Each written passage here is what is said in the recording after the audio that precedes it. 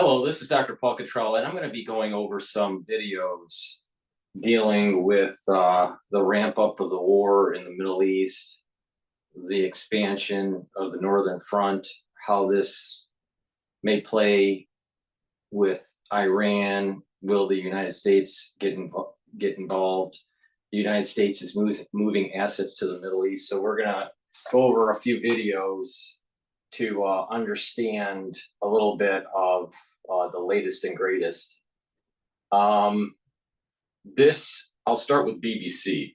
But before we start, please make sure you subscribe to all my channels. I have 4 channels on YouTube. I have Brighteon, Bitchute, and Rumble.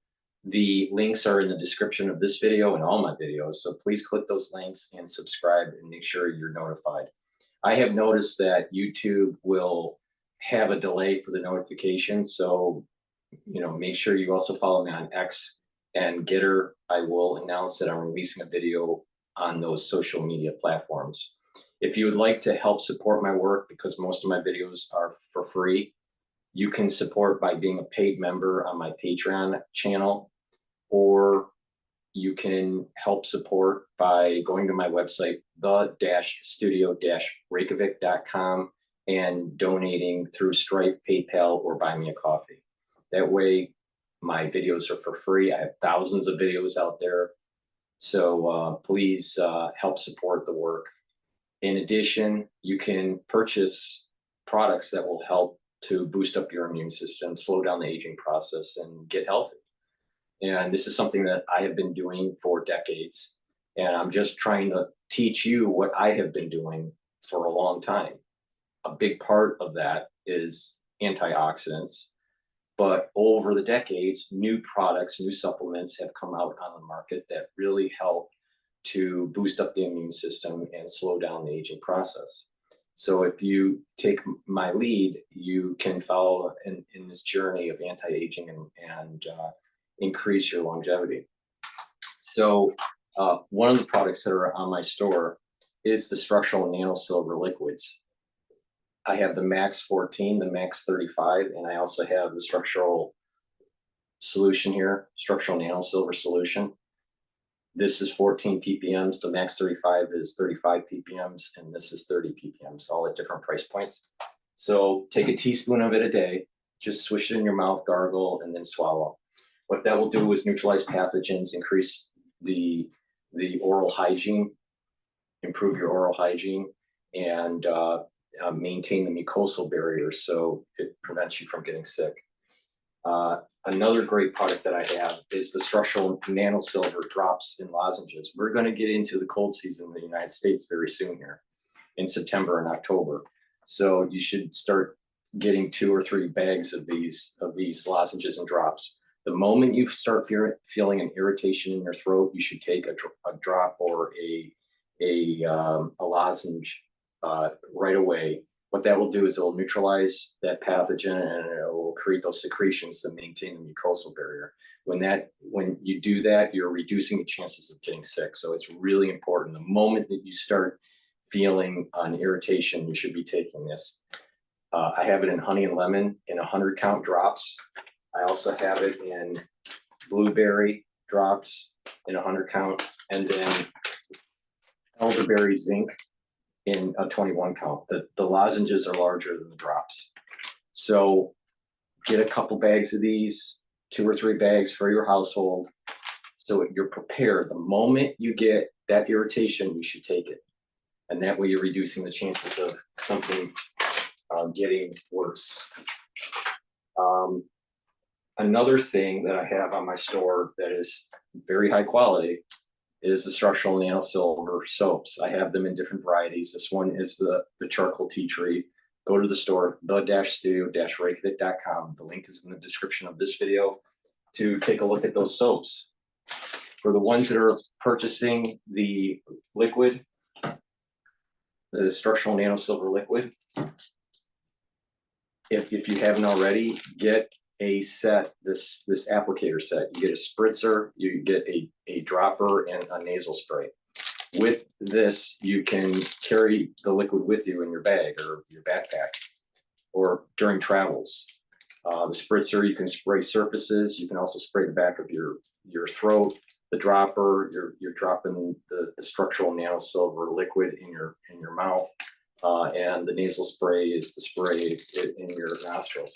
So it's a great product to be able to carry the structural nanosilver liquid.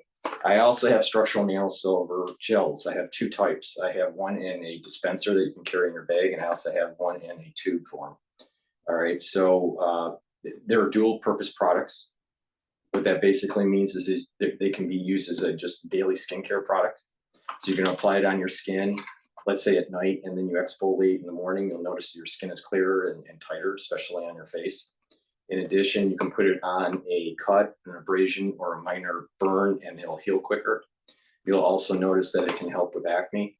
In addition, it'll neutralize pathogens. So during the cold season, you can put it on your hands, you can put it around your mouth, your nose, your ear, around your ears, around your eyes, lightly coat your nostrils, and it will stay active for about 5 hours and neutralize pathogens and help to build that barrier that I've been telling you about.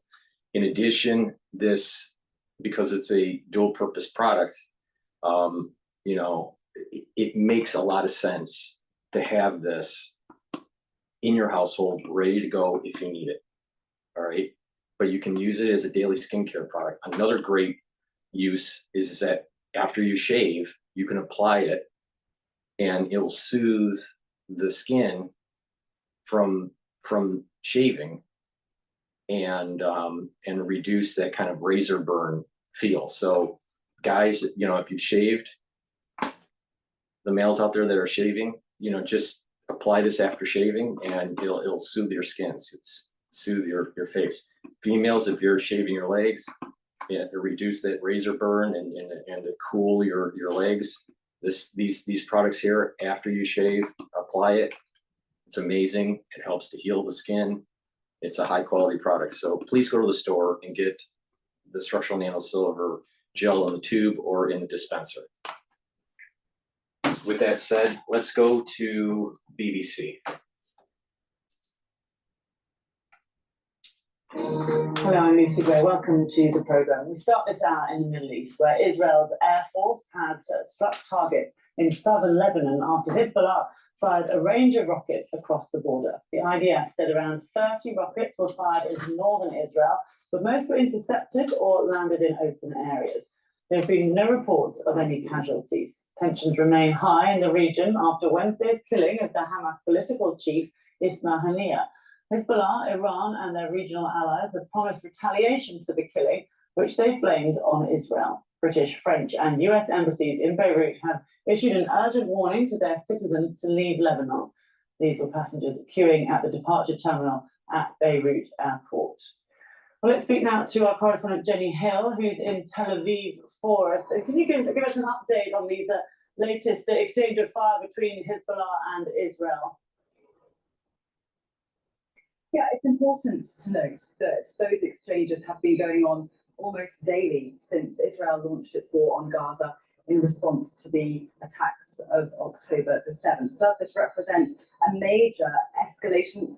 Probably not, but the context here is what's important. This region is extremely tense right now.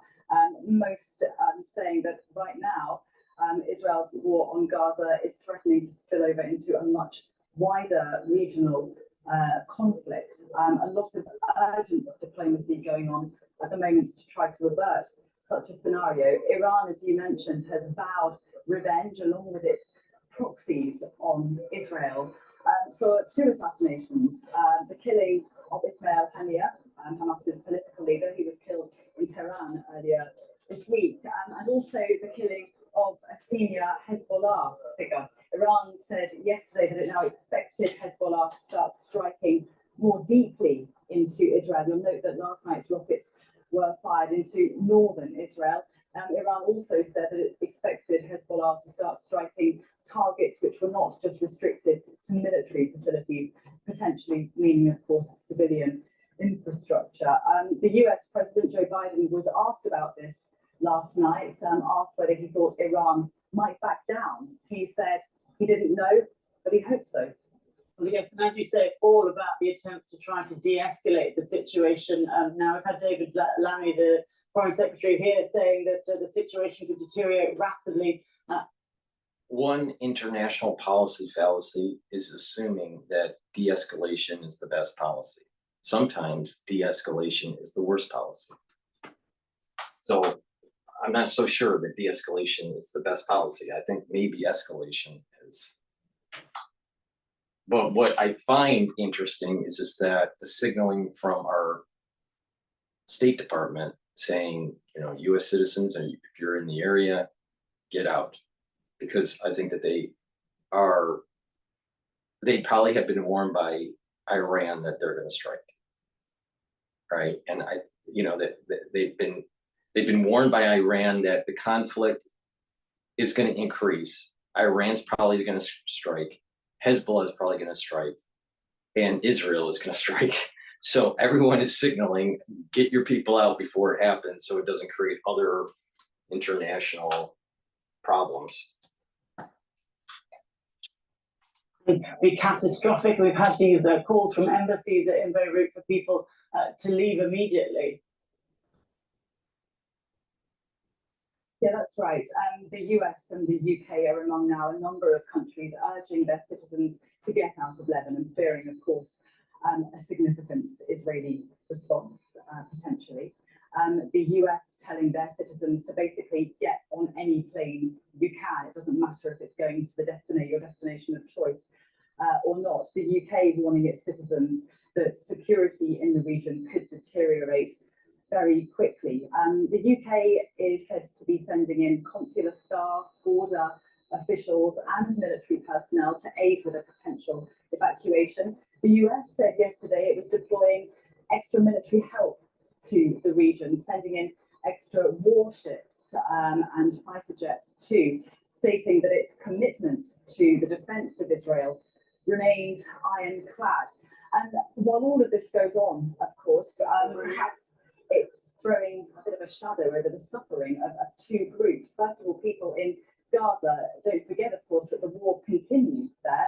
Just yesterday, officials in Gaza said that at least 15 Palestinians were killed as they took shelter in a school. They were using it as a shelter for displaced people. And then, of course, there are the families of those Israeli hostages still held captive by Hamas in Gaza, desperate to have their loved ones come home. Both groups looking on very anxiously as developments unfold.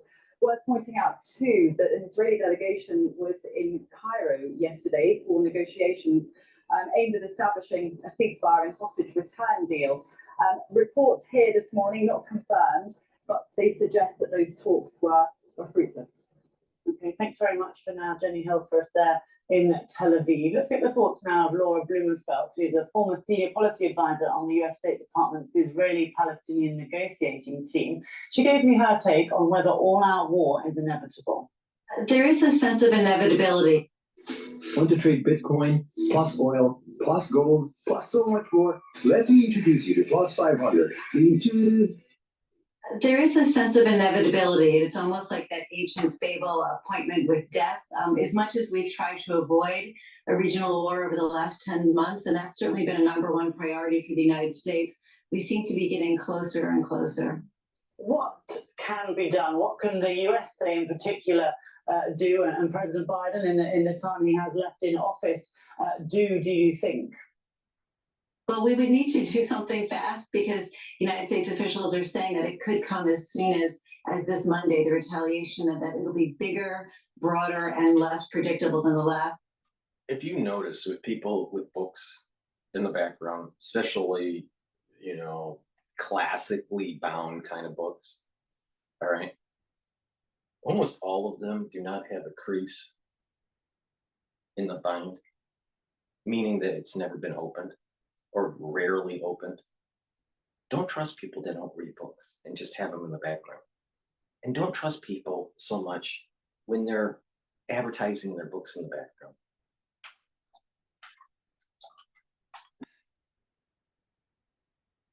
Because what it is it's kind of like this, they're trying to promote the book, And there's nothing wrong with promoting their book, but if you're promoting it through a book tour, that's different. But they're not promoting it on a book tour. She is, quote, a content expert, and she's taking questions from BBC. But don't pretend that you're some sort of scholar when the books that are in your background have never been opened.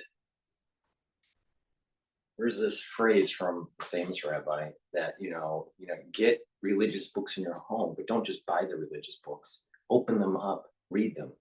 Have it to the point where it's almost breaking apart. That means you're using them. There's too many Americans out there that buy a bunch of books, make it look like they're a scholar, and they're not a scholar. We need more people reading books.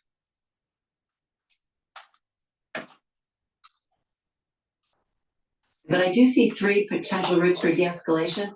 Look, the first is diplomacy. That's our best shot. On the other hand, trust, which is the currency of diplomacy, according to Henry Kissinger, has been broken. Apparently, Iran and Hezbollah are no longer willing to work with neither United States or other Western diplomats as intermediaries, because they felt like they were duped when there was that strike by Israel on a Hezbollah commander. The second possibility is simply to rewrite reality. That worked back in April when Israel struck at Iran. Iran responded by saying, strike what strike? So sometimes it's the story war that is even more important than the battlefield. The third thing is, if you look back at sort of June of 1967, it's the idea of escalation to de-escalate, where Israel launched a massive preemptive strike. That's certainly an option out there. I'm not optimistic. Look, for Hezbollah and Hamas, there is no other cheek to turn, right? There were these twin strikes, and so it feels like they simply must respond to take the sting out of that humiliation. And as for Netanyahu, I think he's trying to send a message not only to Iran, message received, but also to Saudi Arabia. He's looking for a broader coalition. He wants to ally himself with the Arab states. And as he says, countries don't make treaties with the weak. Well, and in terms of the weapons capability of Hezbollah, in terms of how that compares to Hamas, it's significantly stronger, isn't it? Absolutely. Hezbollah is no Hamas. In fact, the Israeli military... Exactly. And that's the reason why Israel needs to be more forceful with Hezbollah.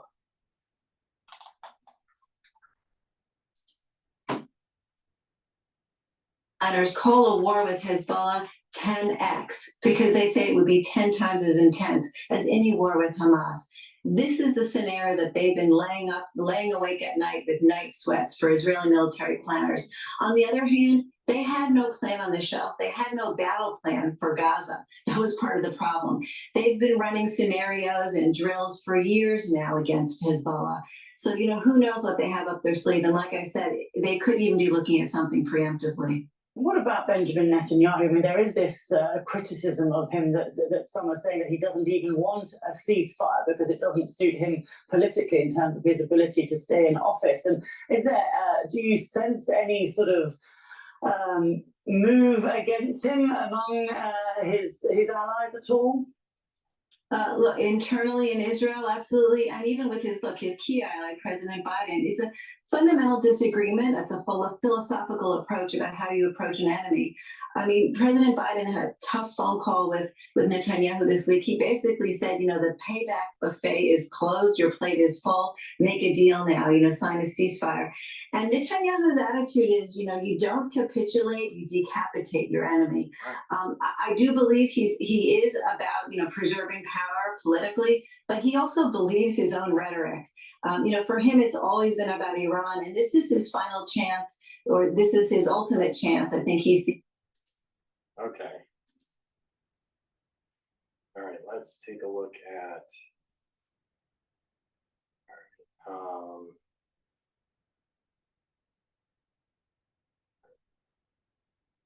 okay, so now I want to play DW here.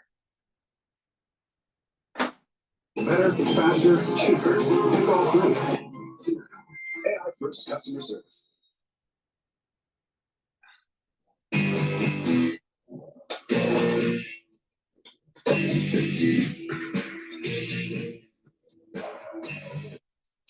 Fear fears are growing of a Before we start with DW, please go to my store, the-studio-reykjavik.com, and get the supplements that I have and follow the protocol for anti-aging and boosting up your immune system and slowing down the aging process and get healthier. On my store, I have a multivitamin. It is very easy to digest, and these vitamins you should be taking every day. Why? Because they're cofactors for enzymes, and those enzymes help with cellular processes. So if you don't have the cofactors, your cells will be subpar in metabolism and in performance. And when that happens, your body is not generating properly what it needs to be generating at the tissue level and at the cellular level. So it's really important to take a multivitamin. I have a very easy to digest, very high quality multivitamin on my store, the-studio-reykjavik.com. So please go to the store and get this multivitamin and add it to your daily routine. I also have vitamin D, which is very important to help absorb calcium. It also is a gene expression cofactor, which is very important to make sure that certain genes are expressed to have your cell at optimum health. Also, D3 helps to have a cell go into apoptosis, especially if it's infected. So sometimes the cell is damaged and it has to go into apoptosis, or it's infected and it has to go into apoptosis. To get rid of those cells that have to die, D3 is important in that process. So please go to my store and get the D3, and it will improve your health. Now, there are higher doses of D3 that can help with osteoarthritis and bone remodeling. Turmeric will bring down inflammation. It's also an antioxidant. And the key to slowing down the aging process is to take antioxidants, but also to bring down pro-inflammatory cytokines, bring down that inflammation. Turmeric does that. If your body's chronically fighting in an inflamed situation, your immune system is weakened, and you have chances of getting sick, and you age quicker. People that are chronically inflamed age quicker. So you want to bring down those pro-inflammatory cytokines. So take turmeric every day, and you'll slow down the aging process and bring down that inflammatory response. Ashwagandha root is very important to control the blood glucose levels, and it will bring down that inflammatory response in your vascular system. So this is synergistic with turmeric. This will help to slow down the aging process and improve your cardiovascular fitness and bring down the glucose levels of your blood. Americans have way too high glucose levels because of the carb diet that they have, and the sugar and the sweets that they eat, and the processed foods that they eat. Their glucose levels are just out of whack. Their insulin levels are out of whack. That ages you. So if you control your glucose levels, if you're controlling your insulin levels, you're going to age better, and you're going to have less load on your pancreas. So let's go to DW. This is fear of a wider war after the assassinations. greater conflict in the Middle East. Jordan's foreign minister is to hold talks in Iran amid increasing tensions in the region. Tehran has been readying its response to the killing of the political leader of Hamas, a group considered a terrorist organization by many countries. And early on Sunday, the Lebanese militant group Hezbollah fired dozens of rockets into Israel in response to recent Israeli airstrikes. Rocket fire lit up the sky in Lebanon as Hezbollah launched barrages of ordnance at neighboring Israel. Across the border, Israel's Iron Dome system intercepted the rockets. This time, at least, there were no reports of damage. Allahu Akbar. Observers fear the recent killing of senior Hamas and Hezbollah leaders could have moved the needle closer to open conflict between Israel and Hezbollah and its Iranian backers. As tensions ratcheted up, long lines are forming at Beirut's international airport. The US, the UK, and other governments are urging their citizens to leave Lebanon as soon as possible. The U.S. Embassy in Lebanon told its citizens to leave on any ticket available after several airlines suspended and canceled flights to Beirut. I'm very, very scared, but I'll pull myself together and go. I've already booked a ticket. And now at the airport, they're saying it's going to escalate. So I'm scared, honestly, I'm very scared. I'm scared I won't be able to leave this country and of dying here. And yeah, I'm scared. Meanwhile, in Gaza, the violence continues unabated. This was the scene after an Israeli strike on a school compound. Israel claims the school is being used as a Hamas weapons factory. But local officials say the building was housing Gazans displaced by the fighting. After they struck, we came here and found the school and the houses completely destroyed. And there were people who were injured further away on the streets behind the school. There were killed and injured people. Many Israelis are calling for an end to the fighting and a deal to bring home the hostages still held by Hamas in Gaza. But with negotiations seemingly stalled and tensions rising, that's looking increasingly unlikely for now. In Israel, 2 people have been killed and 2 others hurt in a stabbing attack. Police say a suspect, who they described as a resident of the West Bank, was shot and killed by responding officers. The attack occurred in Holon, a city near Tel Aviv. A police statement has called it a terrorist incident.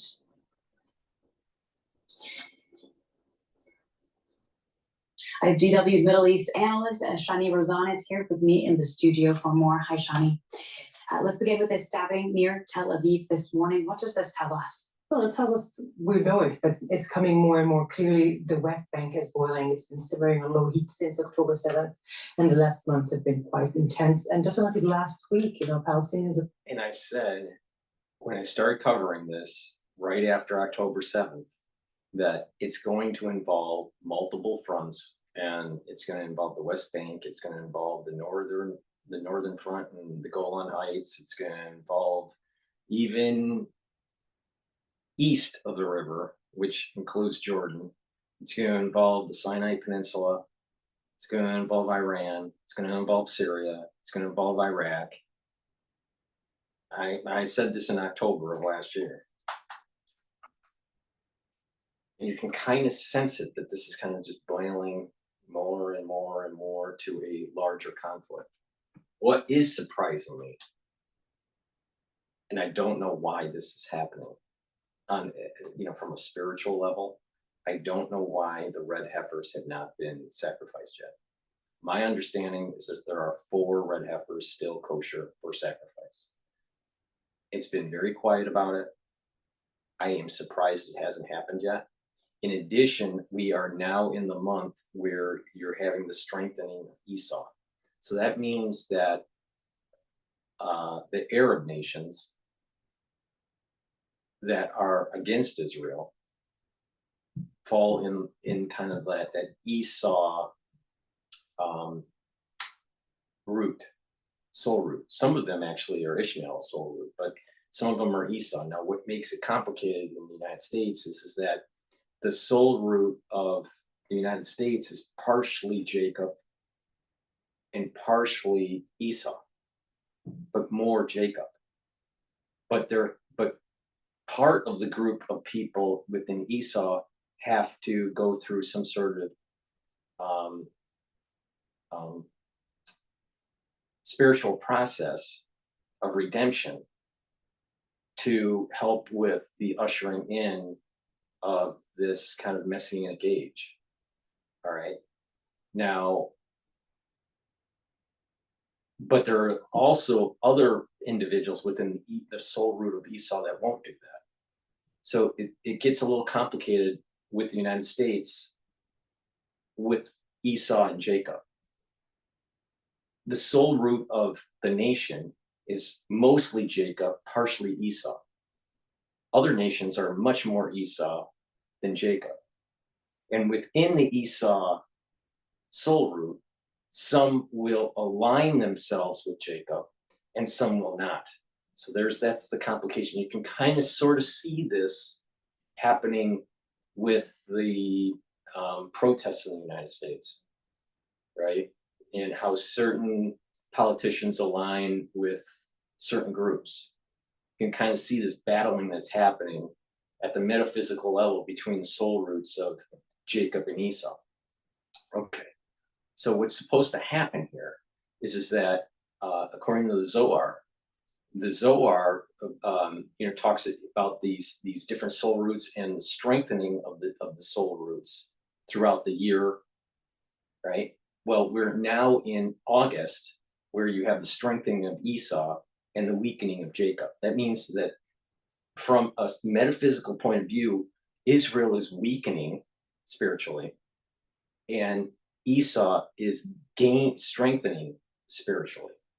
Now, going back to the red heifer, perhaps, I don't know, but perhaps they're waiting for a peak moment within the strengthening of Esau to sacrifice the red heifers, to be able to kind of neutralize the strength of Esau. That's my guess. I am surprised that they haven't sacrificed at least one of the red heifers yet. Why this is not happening, I have no idea. Assuming that it didn't happen. Maybe they did have, but it's supposed to be on Mount Olive, so everyone would have noticed that it was done. So I don't think it has happened. So something's weird about going on, but I do know this: when the red heifers are sacrificed, the whole Middle East is going to start getting way worse, because the Muslim community, the soul root of Esau that will not repent, will not align with itself with Jacob. They will try to destroy Jacob, and there is this conflict.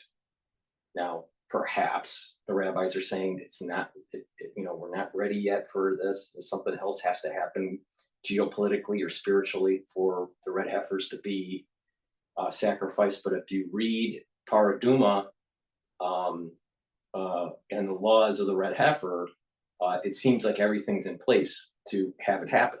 So I don't understand why it's not happening. What I do know is that August is a strengthening month for Esau and a weakening month for Jacob. So we may see, more retaliation from Iran and Hezbollah, and this kind of like quagmire situation in the beginning of the war effort, and then reverse itself when Jacob starts to gain strength near the end of January, beginning of February.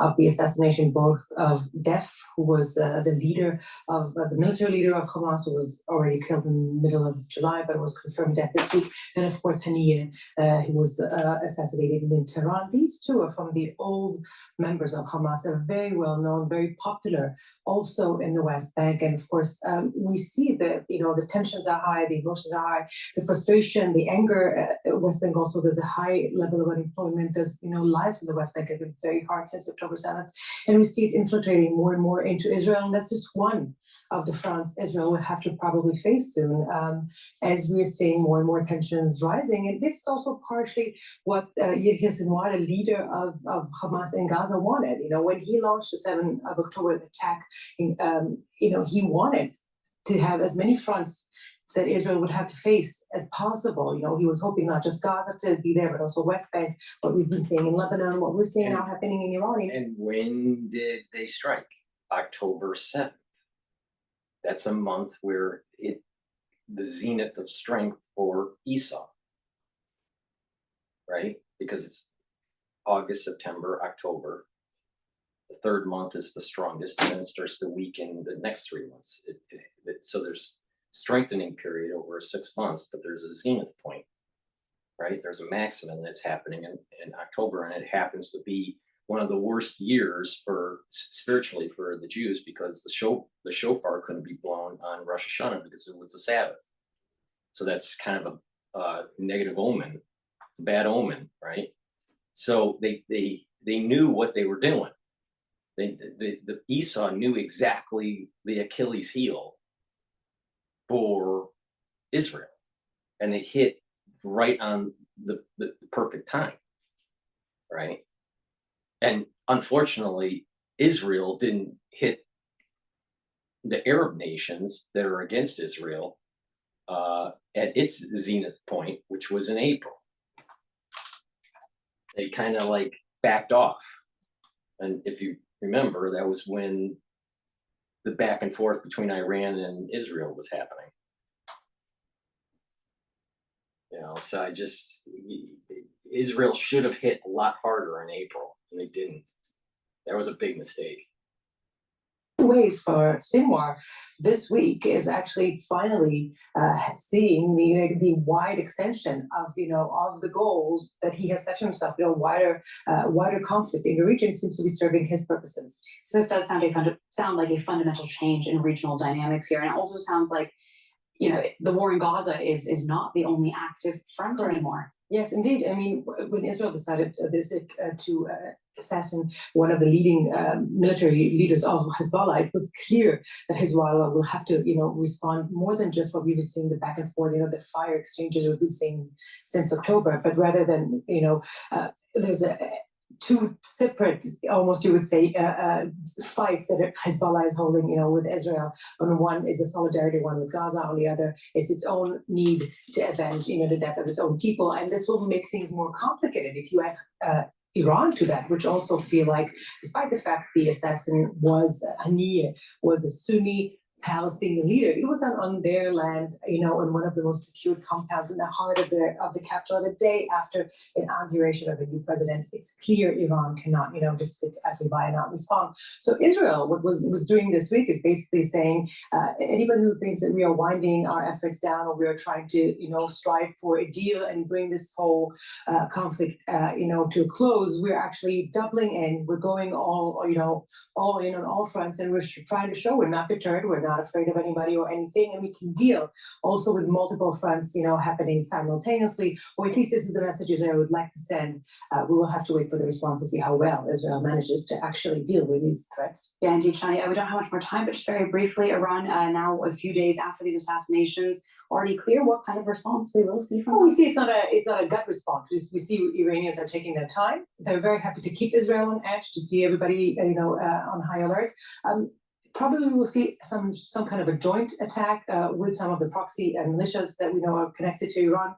And I guess the threshold that we've seen in April of over 300 different missiles that were shot in Israel, that would be the minimum they will start from. And I guess they would have to try to spike it up and be a bit more efficient and effective in their targeting this time. Thank you so much for joining me in the studio. That is Shani Razanis. All right, so let's take a look at the next video here. All right, I want to play Fox News here. Spectrum Internet te da las velocidades más confiables y sin límite de datos. Obtén Spectrum Internet por solo $39.99 al mes con Wi-Fi avanzado gratis, ¿no?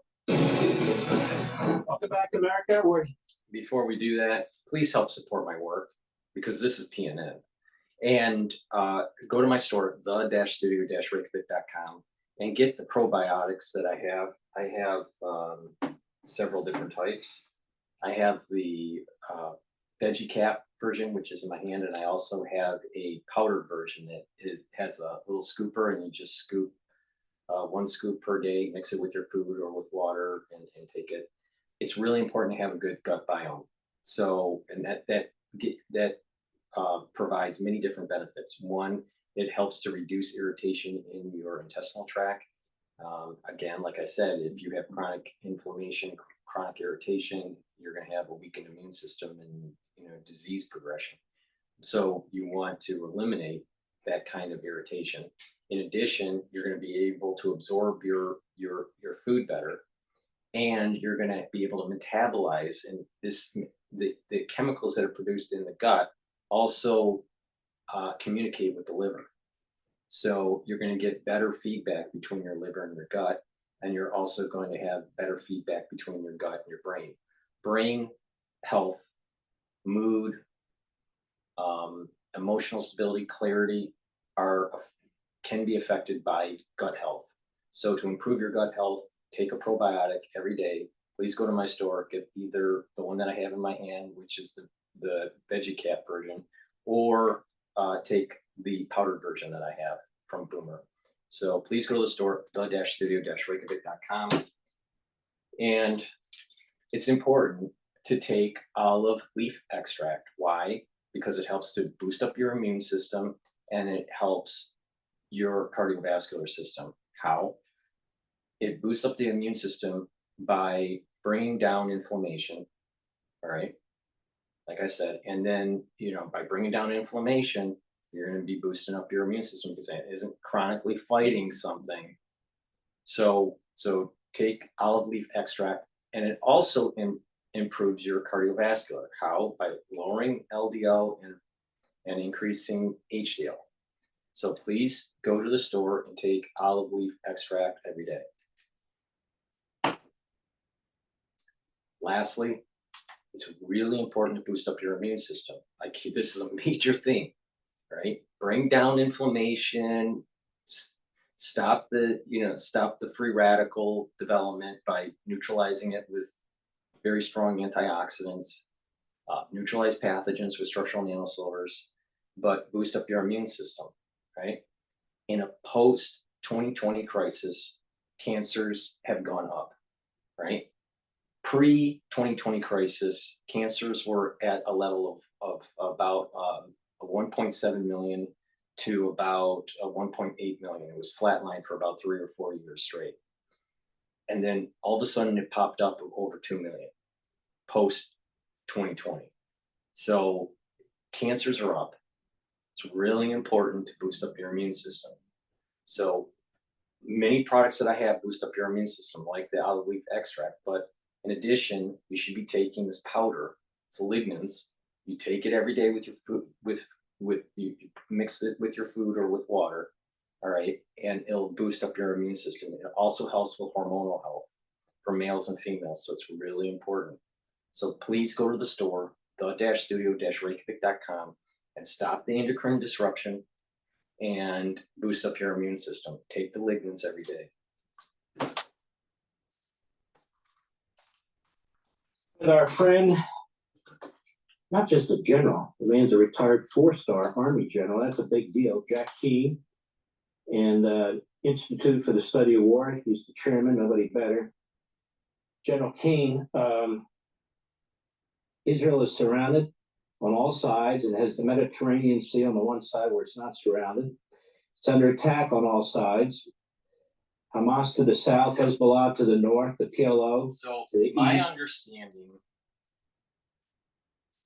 of the Bible here, all right, and hopefully you can see this, but you have this larger border system that's going to be tied to the Bible, right? The border system for Israel is going to be the Sinai Peninsula, the West Bank, parts of Jordan that's east of the river, and parts of Syria and the southern part of Lebanon. Okay. Now think about this. If you teleported to the future and let's just assume that the Bible's right, all right, and you know what the borders are, then you can work backwards to kind of figure out how it's all going to play out. Something's going to happen to Jordan where they're going to lose land. Now Jordan is an ally, but something's going to happen, maybe through the Syrian border, maybe through the Iraqi border, but there's going to be strife and some sort of social problem and military problem for Jordan, okay?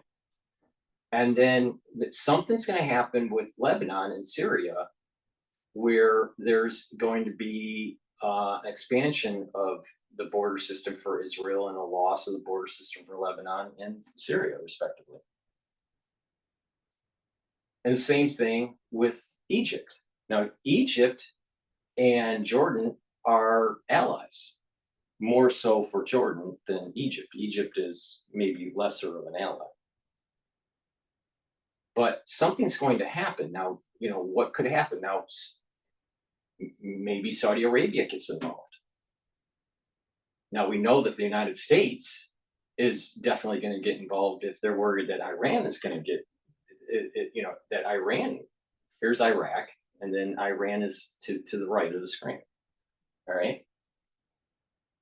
But something is you can kind of see that there's going to be a larger conflict. It's not just going to be Iran, Hezbollah, and Hamas. It's going to be Iran, Hezbollah, Hamas, Lebanon, Syria, Iraq, Jordan, Saudi Arabia, Egypt. That's what we're dealing with here. Start with assuming that the borders in the future are going to be larger for Israel, and work backwards. What would need to happen for that to happen? All right. What kind of what sort of things could be happening? Some of the allies for Israel they're going to be weakened. Now, it seems to me for something like that to happen, there's probably going to be some sort of unconventional means, like a nuclear war, some sort of nuclear detonation, some sort of tactical nuke, or perhaps even biological. But something big is coming. And all these experts don't do that. They're just like, they kind of like, where are we at right now? And what was some of the contemporary things that led us to this point? So they're moving forward in time. They're not moving backward in time. Start in the future and work backwards. Not start in the past and then understand where we're at in the present to project the future, to extrapolate out into the future. I don't think this is the kind of situation that you want to do that. You want to assume that Israel's border system is going to expand because that's what's written in the Bible. And it's very explicit on those borders. So work backwards and kind of see on how unconventional means could lead us towards that eventuality. I think that's a better way to play this than what Mearsheimer is doing, or what Ritter is doing, or what McGovern is doing. Their methods, I think, their methods work or are acceptable in most situations. Not in this one. This is a different thing. This is a different beast. This is a different thing that's happening. And they're missing the boat on this. And their hubris is getting in the way.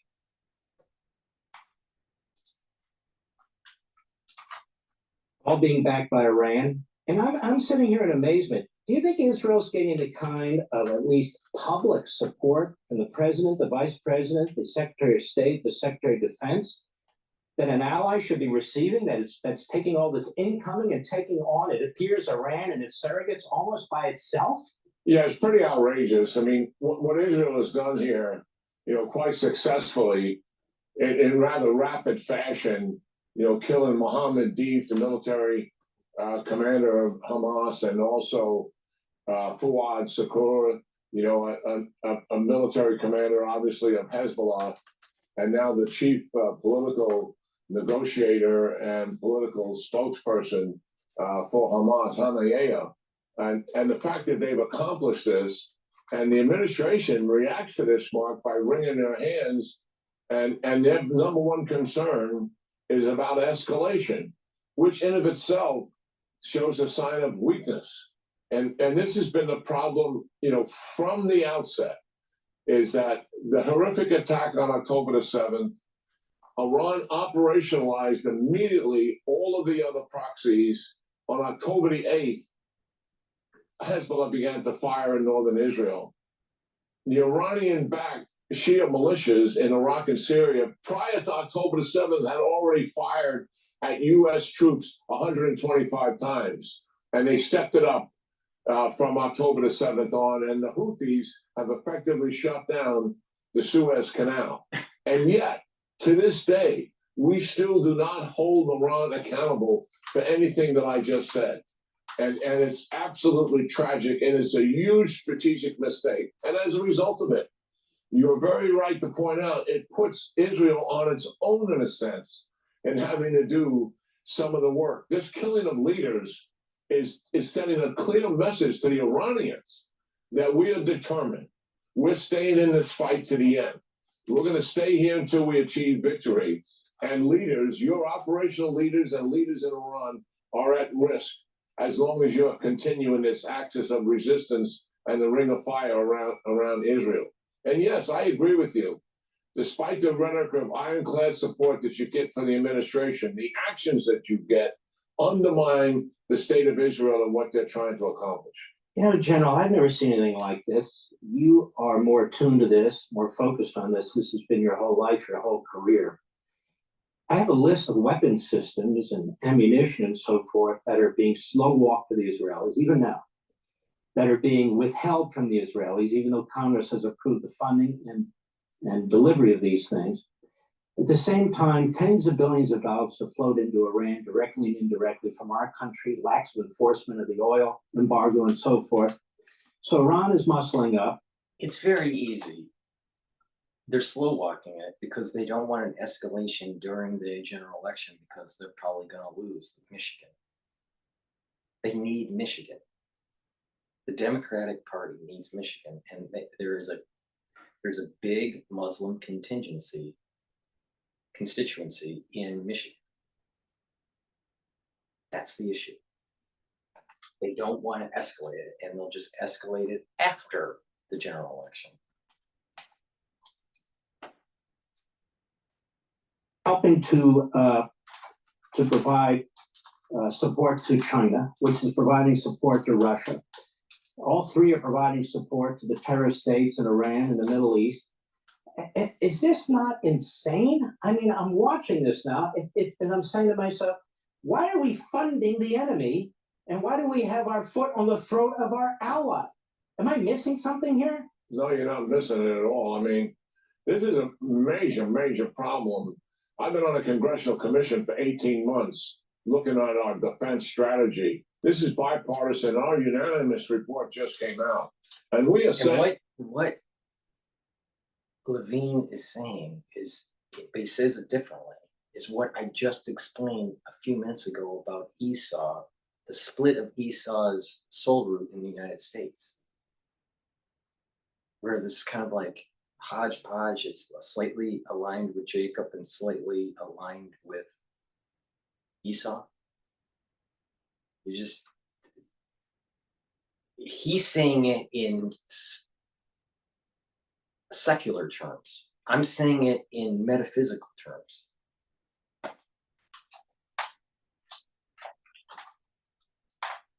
And to the American people through the Congress who we're reporting to, is that we are facing the most serious and dangerous challenges as a nation that we have faced since World War II because of China, Russia, Iran, and North Korea all cooperating together. And there's been an erosion of our military capability, but fundamentally there's been an erosion of our will. And our adversaries know it. They see opportunity and they are exploiting our vulnerabilities. And you name the country, Russia, China, Iran, and North Korea, and we all have vivid examples of what they're doing. We're at war in two areas right now, supporting allies, and President Xi is threatening war in a third. And one of the major problems we find with this is we could face a war in the Indo-Pacific region, and then war would break out also in Europe and also in the Middle East that would have to involve us. And that's why we think it's the most dangerous threat since World War II. And this administration, Mark, will not talk about this issue with the American people. And they won't fund our military adequately. When we come back, General, here's my question. Is this administration provoking war by the way it is not supporting our military, by the way it is not properly supporting our allies, and by the public comments they make or their silence conversely? We'll be right back. Hey, Sean Hannity here. Hey, click here to subscribe to Fox News. All right, let's take a look at now. France 24, what they're talking about in regards to this. I really hate this. Today, not tomorrow, not next week. Today is You know the what? day. I hope I you don't will know. donate. I don't know if people have noticed this with this commercial with Harris, and I'm very tired of her commercials on YouTube. But this necklace is supposedly a Tiffany necklace, and my understanding is that necklace is $62,000 from Tiffany's. She's asking you to donate while she's wearing a $62,000 necklace. This person is all about living high on the hog and not caring about you. Not only that, she doesn't understand the issues domestically or internationally. She can't do anything off the cuff. She has to read from a teleprompter, and she fails miserably when she's asked a question. So, you know, do you really want to donate to this? Do you really want to donate to this kind of party that's weakening your purchasing power? Meanwhile, they're riding up the social economic class. Look at Obama. He's a multimillionaire. You know? How did that happen? How did that happen? To support our movement. No. Because the truth is, it's the latest attempt by Washington to discourage attacks on its ally Israel and avoid a wider regional escalation of the war in Gaza. The Pentagon says it's bolstering its military presence in the Middle East to protect US personnel and to defend Israel. With the details, here's our Washington correspondent, Fraser Jackson. So it seems as though the United States realizes that Israel will need help, especially air support, and we're worried about some of our bases in the region getting knocked down by Iran.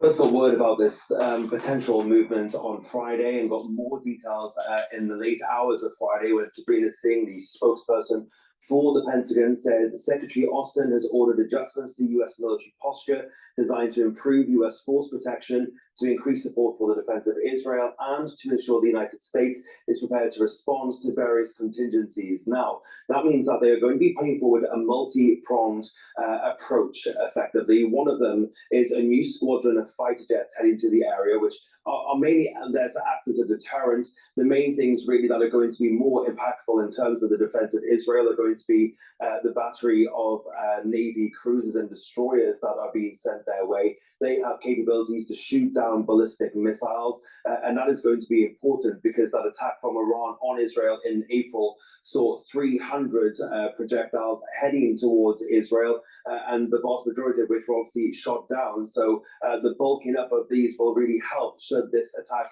be larger than what we saw in April, and that is something that US officials, we are told, are worried about, that this could be a larger and more complicated strike than what we saw in April.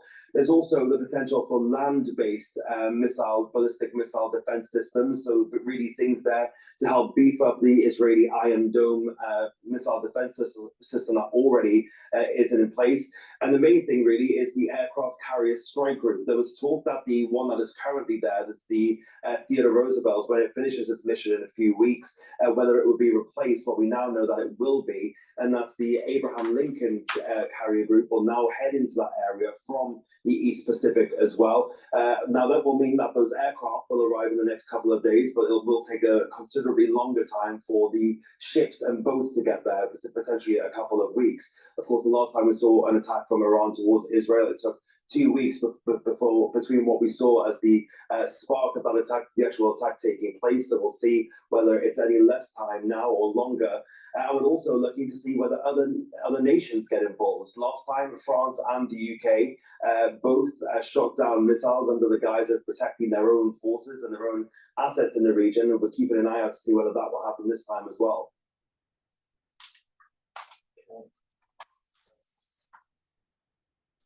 go to a different video here.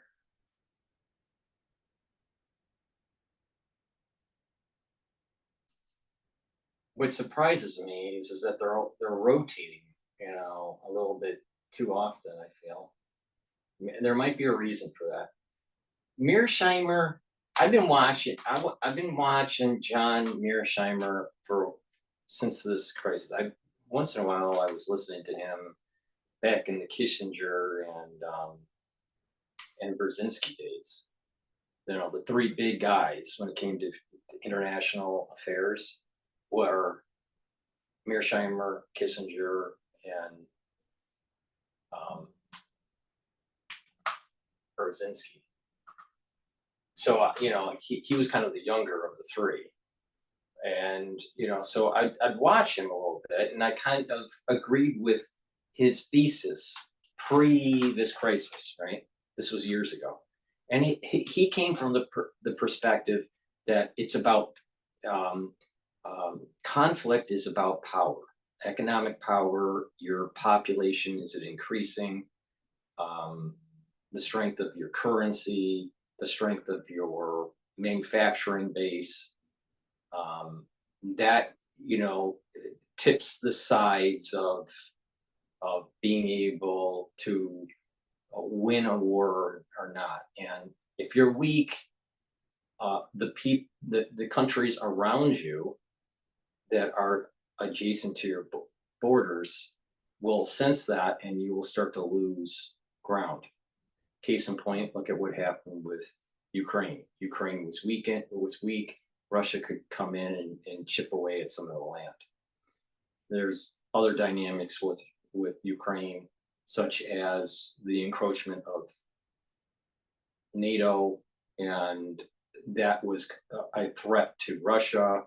So there's other dynamics. But, you know, the point I'm making is that years ago I was listening to the big three, Mearsheimer, Brzezinski, and Kissinger, just to get their different perspectives. The one that was probably the most articulate probably was Kissinger. But there's lots of problems with Kissinger, with Cambodia, and yada, yada, yada, right? But there was something to be learned from Mearsheimer. Now, I'm listening to him during this whole Israeli crisis since October 7th. And it's been nothing but anti-Israel. And what I'm noticing with Mearsheimer that I didn't notice years ago was that there's no answer. He doesn't give an answer. He always says the negative. And the conclusion that I get from what he's saying is as if, well, don't do anything. Well, you can't just don't do anything, because if you don't do anything, it's going to get worse.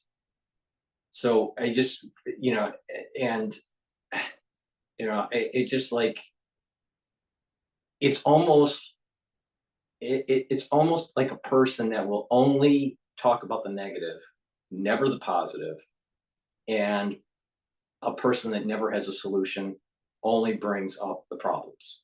That's the feel that I get with Mearsheimer. And Mearsheimer has kind of, he's in the same vein as Scott Ritter. Now, there's lots to be learned from Mearsheimer and Ritter. But I think that their assessment that this does not have a biblical significance. They're not, how should I say this? They're not appreciating the metaphysicalness of the region and of the parties involved. And because of that, they're making a strategic error in how things are going to evolve. I don't think it's a foregone conclusion that Israel is going to lose. But if you listen to Scott Ritter, he's making it seem as though it's a foregone conclusion. You listen to Mearsheimer, and he's in that same vein. I think Ritter is a little bit more belligerent with the way he's saying that Israel is going to lose. I'm not so sure that Israel will lose. It's based on probabilities. And when you're talking about the metaphysical, and this whole flux, ebb and flow of Esau and Jacob's soul root, it's not so clear who is, that for sure Israel is going to lose. So, but I'm going to play Mearsheimer, but you'll see, and I'll interject. But the impression I get is just, what's the solution, Dr. John Mearsheimer? What's the solution, Professor? He doesn't have one. He doesn't have one. And I think the reason is that it's such a chaotic situation in Israel, and what's going on in Israel is peripheral to what's going on in Asia and in Europe, right? That they're making a mistake of not looking at what's the potentiality of a larger border for Israel, and how do you get there through war and negotiation of peace, either conventional war or unconventional war. That, when it comes to this region in this conflict, I think that's the better approach. But instead, they just do the normal. These are the events that led to the present, and this is how we extrapolate out. And I think it's become nuts. It's become more anti-Israel than really out of the box thinking on how this may actually evolve into a border system that has been inscribed in the Bible. I mean, people that have studied this are saying, these are all the warning signs are here. I mean, this is something that's, and the dates are matching up with what's been predicted at a Kabbalistic level. So I just feel that Mearsheimer is a little bit off on this. That hubris has set in, and he thinks he knows it all, and actually he knows very little. It's become more the guys in the room that's all negative. What's the answer, John? What's the answer, John Mearsheimer? He doesn't give one. He doesn't give one, other than just pack up and just do nothing. The world is in flames. You got to do something. But then, he's talking about, well, we have to make sure that we, check Asia. I just find Mearsheimer is just a bastion of negativity. Where's the positivity? Where's the positivity? I just don't see it. So, and I'm gonna play this, and you'll notice what I'm talking about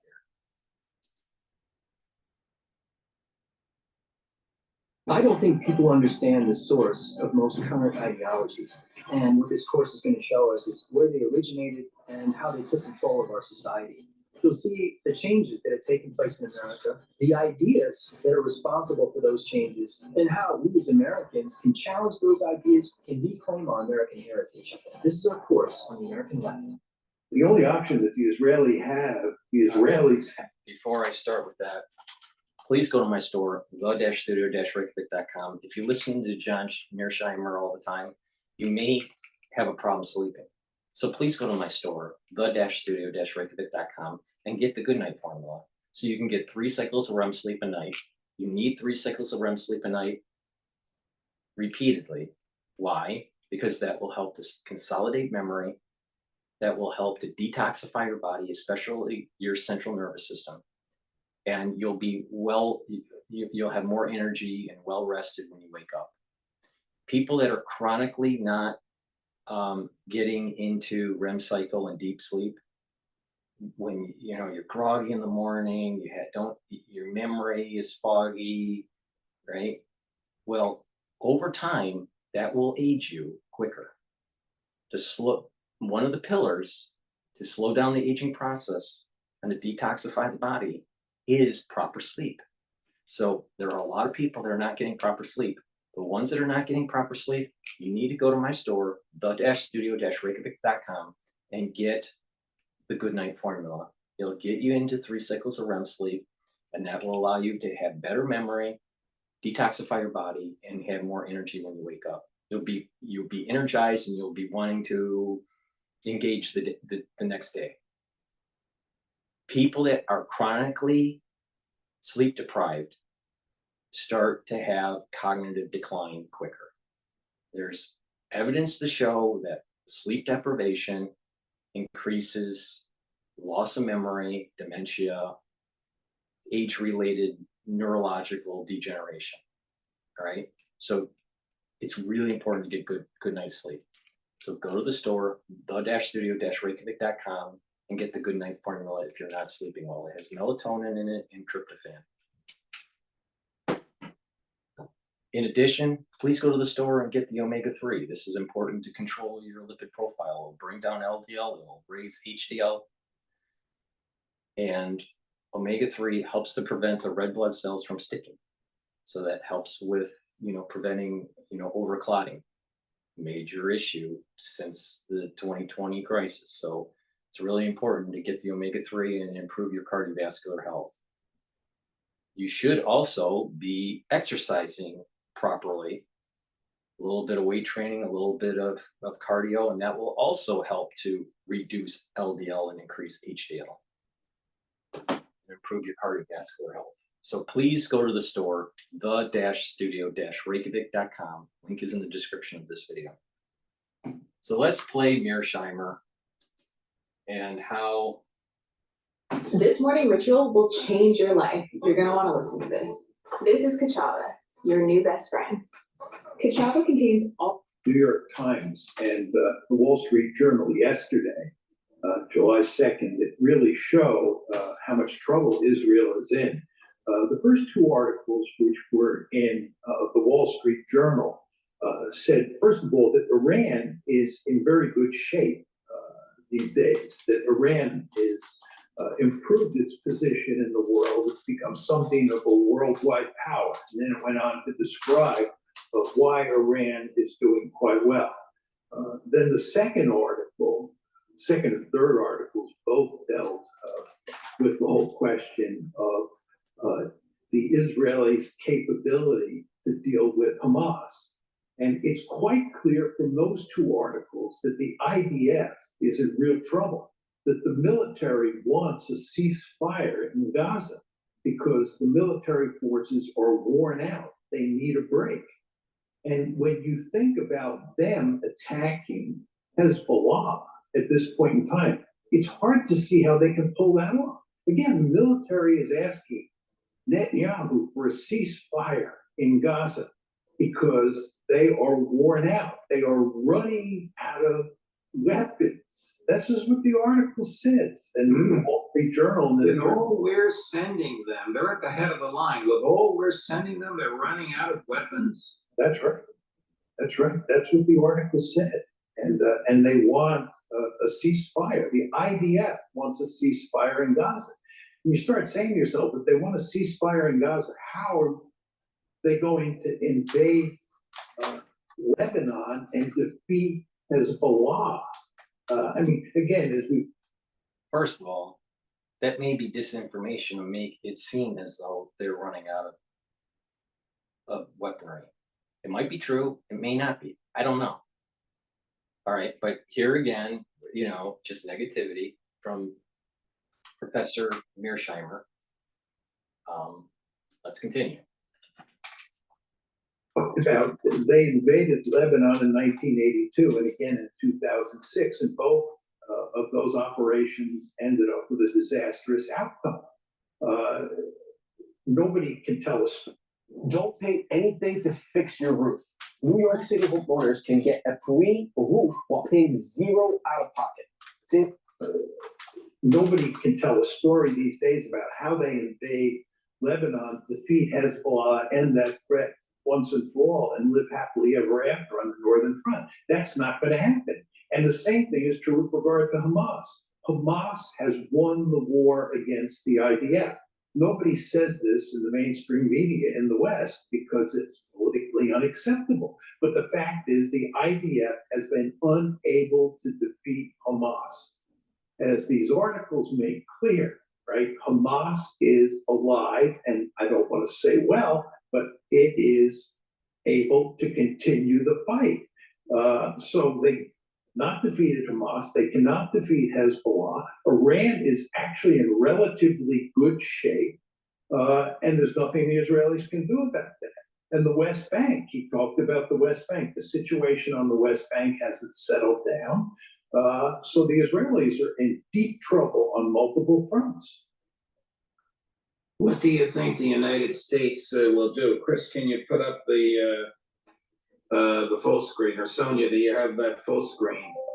U.S. sends amphibious assault ship to show support for Israel amid Lebanon tensions. The United States has deployed an amphibious assault ship to the Middle East to demonstrate support for Israel amid soaring tensions in the Lebanon-Israel border. I mean, Professor Mearsheimer, is this just pabulum for show, or is the United States Navy about to go over there?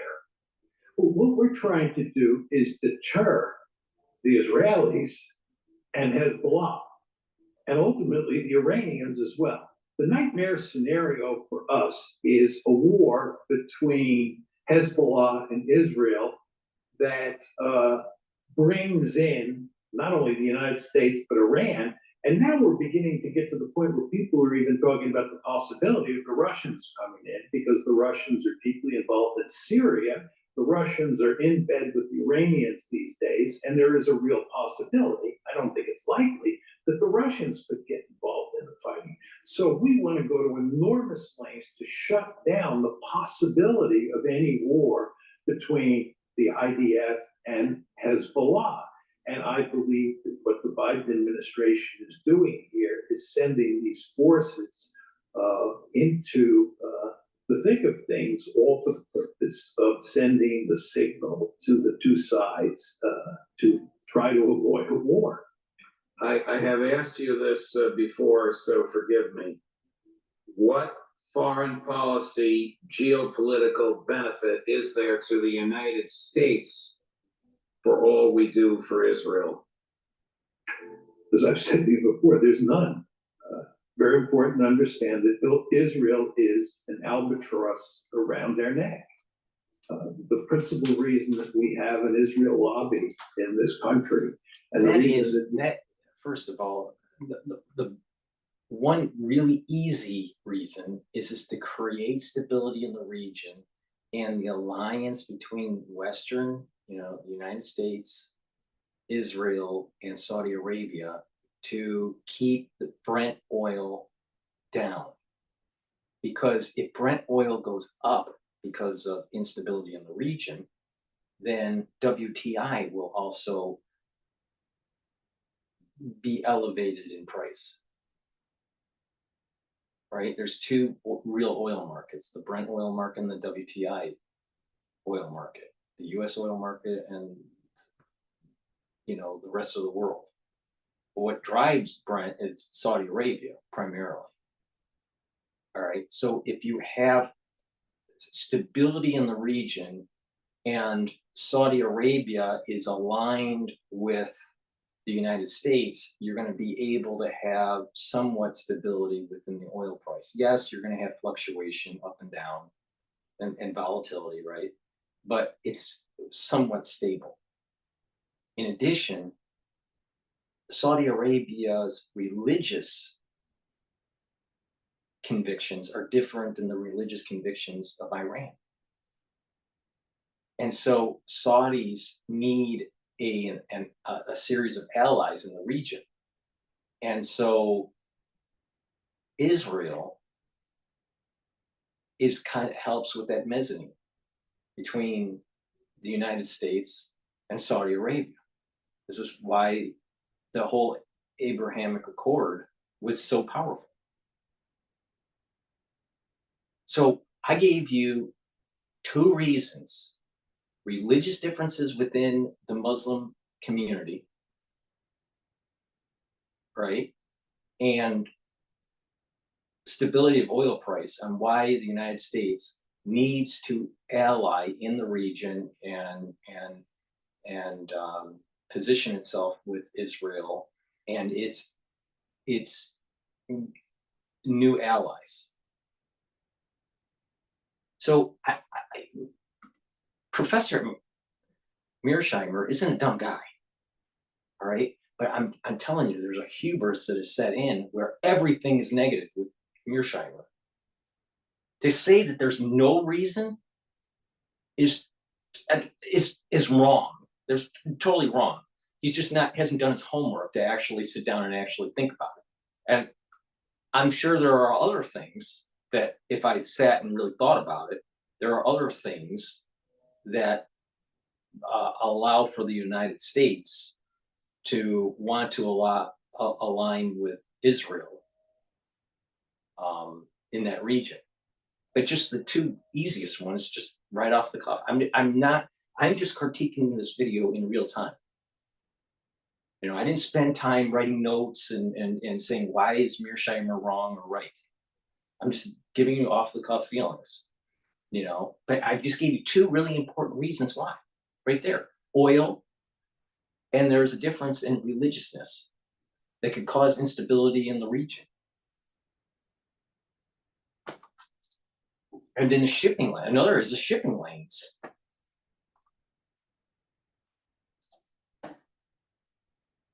Mearsheimer needs to do his homework. Has to work overtime to maintain America's close relationship with Israel is because there is no good strategic rationale and there is no good moral rationale for supporting Israel the way we do. You want to remember, we give Israel unconditional support. No matter what Israel does, we support Israel. And this is not in the American national interest. And because it's not in the American national interest, and because Israel is strategic, not having control of the waterways, not having, you know, somewhat stability between the Sunnis and the Shias, not being, you know, not having, you know, some sort of control of the volatility of Brent oil isn't a strategic importance for the United States. How could someone that is an expert in international affairs say that?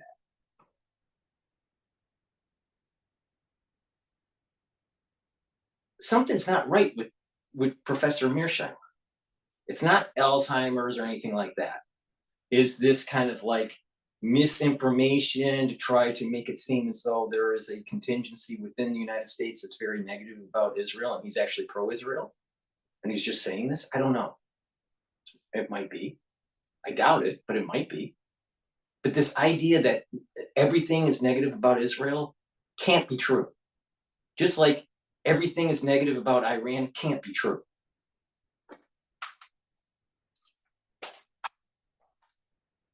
Liability. We need a domestic lobby, or Israel needs a domestic lobby to coerce American policymakers to pursue policies that are that provide unconditional support for Israel. And that domestic lobby is the most influential domestic lobby in the country today. You've written the book on it. Yeah, I think there's no question about it. It's truly amazing. And there's a new book coming out on it too, by a very distinguished Israeli historian, Ilan Pappé, that people should look at.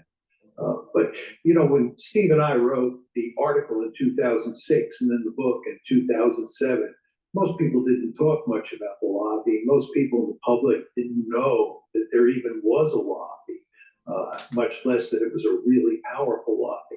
I think at this point in time, given all that's happened, especially since October 7th, virtually any American who follows foreign policy reasonably closely understands there is a lobby, and they understand that this lobby has awesome power. Wow. Professor Gilbert Doctorow, whom you know, unprovoked from me, said this morning that at the rate Bibi Netanyahu is going, he will be the last prime minister of Israel. Is there a basis to make that argument in your view? No, I don't think Israel is going away. anytime soon. One could argue, I'm not arguing it because I'm not sure how to think about this, to be perfectly frank, but one could argue that the Zionist enterprise is ultimately doomed, but not in the short term, only in the long term. And I think that anybody who says that that Bibi Netanyahu is going to be Israel's last prime minister, which implies that there will be no more Israel after him, I think is simply wrong. Biden claims, President Biden claims, Admiral Kirby claims, Secretary. Well, if we look at the metaphysics of this, all right, the only time that, assuming that Israel stays, there would be only two ways where the prime minister would not be around. Israel ends, or the king of Israel is anointed. Now, in the Messianic age, which could be tomorrow, which is low probability, or it could be 216 years from now, which is higher probability, or somewhere in between. When that happens, you no longer have a prime minister because it's the Sanhedrin and then the anointed king of Israel. So at that moment in time, there is no prime minister. So it depends on, are we going to be moving into a Messianic age, or are we going to see the total destruction of Israel if it's going to be a situation where there are no prime ministers anymore? See, I'm just looking at this video just like you are, assuming that you didn't see the video before, right? And commenting. And I just think, I see a lot of intellectually laziness from John Mearsheimer. Some of the things he's saying is true. The Jewish lobby group is huge. But do you think that the money that we don't, give for aid to different countries, developing or developed nations, isn't a means of moving their politic in line with the United States? Of course. So it's Mearsheimer saying that we shouldn't be trying to manipulate certain types of international policy with other countries? Is that what he's saying? Because if he's saying that, then his whole discipline should just be flushed down the toilet, because his discipline's international affairs.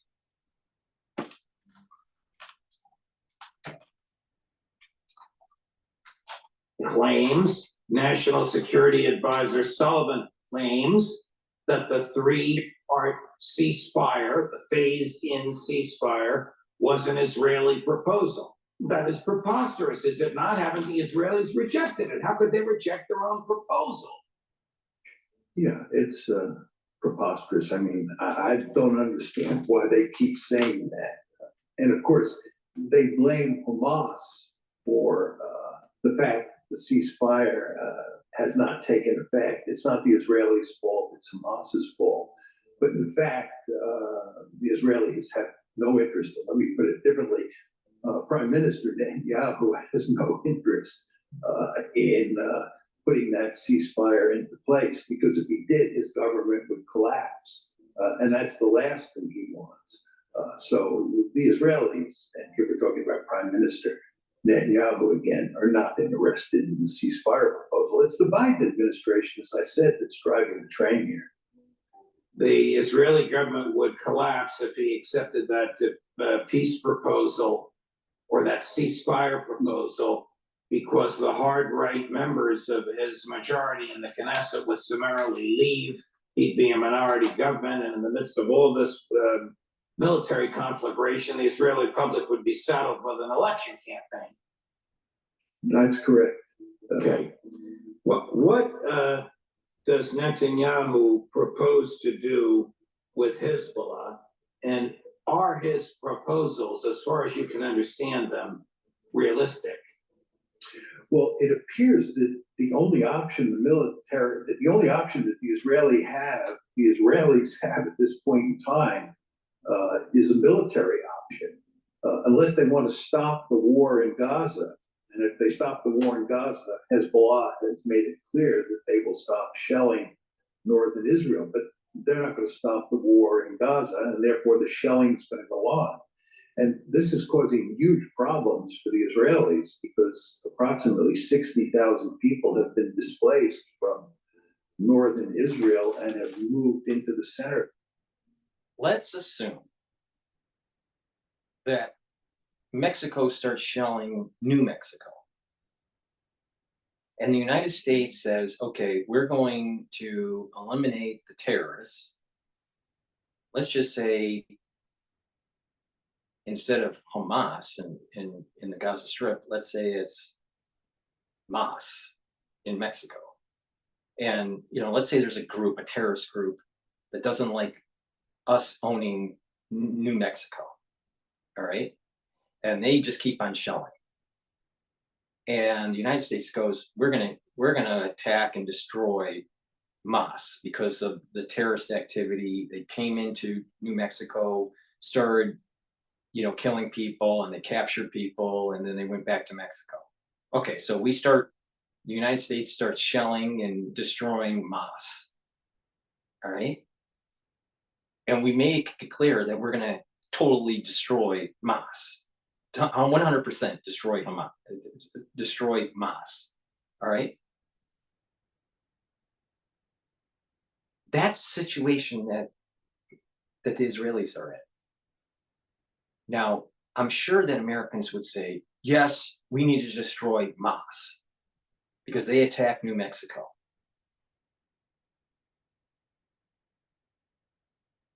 Why isn't it okay for the Israelis to destroy Hamas? Because if the situation was in the United States, that the United States would not stop. And this is where I think Mearsheimer is wrong. I mean, he served in the military. He served at West Point. He went to West Point. All right. And then he enlisted I don't know how this works, but he enlisted his United States Army and then went to West Point and then ended up in the Air Force as a commissioned officer. All right. So he understands war. He is trained in war. He served his country honorably, right? What I don't understand is that if terrorists are attacking a country, it is the right and obligation of the military and of the government that was attacked to destroy the terrorists. And in this case, Hamas. But because this region is so charged because of land ownership and religion, that there's a metaphysical component to this. The metaphysical component is the Bible and the Quran, and there's a battle that's going on between Esau and Jacob. Right? Let them battle it out. That's the way international affairs works. The victor, dictates the terms. If Israel didn't have their hand tied behind their back, they would have been able to clean out Gaza faster. And the same thing with dealing with Hezbollah. So instead of kicking the can down the road, which only makes things worse, proof's in the pudding, the data points are there. In 2006, in 2008, in 2009, 2016, and you can go back even farther. Stop kicking the can down the road and just get the job done. Sharon regretted not killing Arafat on the battlefield when he had a chance. Well, he didn't, and the PLO started.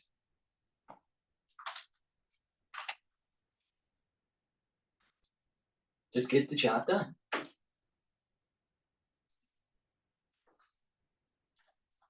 And don't have permanent homes to live in and want to go back to their homes in the north. So the Israelis are desperate to do something to fix this problem. And the only option they see is a military option. And they now say that the plans are in place.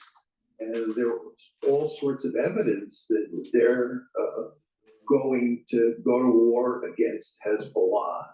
And they are going to eliminate Hezbollah in the same way that they have eliminated Hamas, which is to say they haven't eliminated Hamas and they're not going to eliminate Hezbollah, and they're going to find themselves in another quagmire. I think a lot of See, people. this is where I tell you, I think that he's got. I don't know. Maybe he is too focused on the lessons learned in Vietnam. I don't know. First of all, the Israelis have decimated Hamas and leveled Gaza. I mean, all you got to do is look at the pictures. They've leveled Gaza. Now, politically, and international opinion of Israel has gone down because of the damage, the collateral damage that has ensued with this war with Hamas. I agree with that. What Mearsheimer is saying. The international optics are bad for Israel, but they have decimated Hamas. There's just, there's about, I think they said 8,000 troops left. That are approximately 8,000 troops left.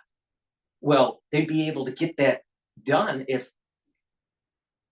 and would have sped it up if it wasn't for the Biden administration. So they're almost there. They're almost there. Now they do realize that they would prefer not to have operations in Gaza and having problems with Hezbollah, because it's better not to. But what they have done in Gaza, they haven't completely eliminated Hamas, but I wouldn't say that that's a complete failure. But they're moving towards that goal. All right. And it is for sure that the Israelis have military control of that region, not Hamas. So Mearsheimer, did they completely eliminate Hamas? No. Will they? We don't know. They might. But Hamas definitely does not have command and control of the region. The Israelis do. Now Israel is moving, to a more northern situation. Now you got to remember when this all happened in October 7th, there was a group in Israel that wanted to do a two-front war right away. The United States didn't want to do that. And that is another kick the can down the road for only things to get worse. It would probably have been better if Israel did the two-front war right away. Real sense that is the case, or know that is the case, but they feel they really have no option at this point in time because they have to do something about Hezbollah. And what else can they do but go to war? But going to war is not going to solve their problem. All this just shows how much trouble Israel is in. It's got huge problems with Hamas. It's got huge problems with Hezbollah. It's got huge problems with. I'm telling you, he's making a strategic mistake. You look at the borders and where this might go to, which is written in the Bible, and you'll notice that having a war with Hezbollah is going to bring in Iran, bring in Syria, and make a larger conflict that is most likely going to go unconventional. That's where this is going.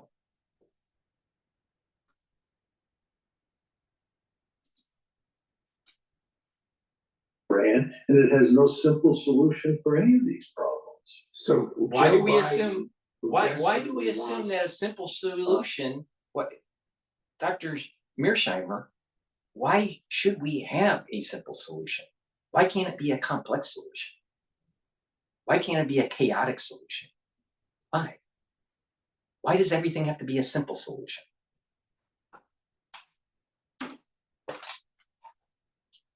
Peace between the Israelis and their neighbors may actually end up with a two-front war. What is the U.S. going to do? Provide the weaponry and ammunition and manpower to help the Israelis fight Hezbollah? We might as well put troops on the ground. We might as well declare war on Israel's opponents, even though it serves no national security purpose to the United States whatsoever. Well, there's no question that the Biden administration. Once is again, going- the judge, whatever his name is, Melitano or whatever, Pelotano, whatever his name is. Sea lanes are really important for the United States. Control of volatility of Brent crude, really important. The nuclearization of Iran, really important. The Suez Canal, really important. I mean, it's such an asinine thing to say that there's no strategic importance for the United States in the region. That is so novice of a statement.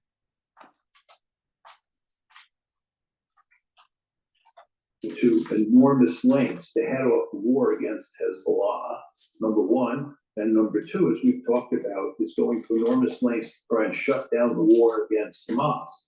So the Biden administration does not want Israel to be in a two-front war.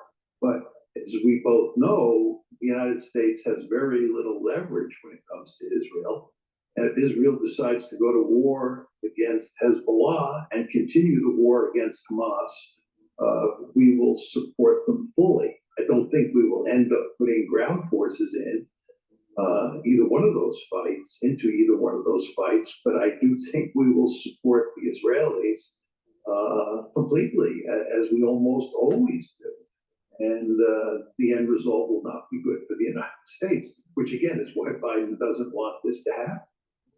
The hypothetical phone call that our friend and colleague Max Blumenthal has said would stop the slaughter in Gaza in 24 hours will never be made, in your view, because of the vice grip that the donor class, the Israeli lobby, however you want to characterize them, has on the American government in general and on Joe Biden in particular. Absolutely. And the Republicans are as staunch in their defense of Israel as Joe Biden is these days. And in fact, the Republicans are criticizing Biden for not being supportive enough of Israel. So if Donald Trump gets elected in the fall, all evidence is that he will be every bit as supportive of Israel as President Biden has been.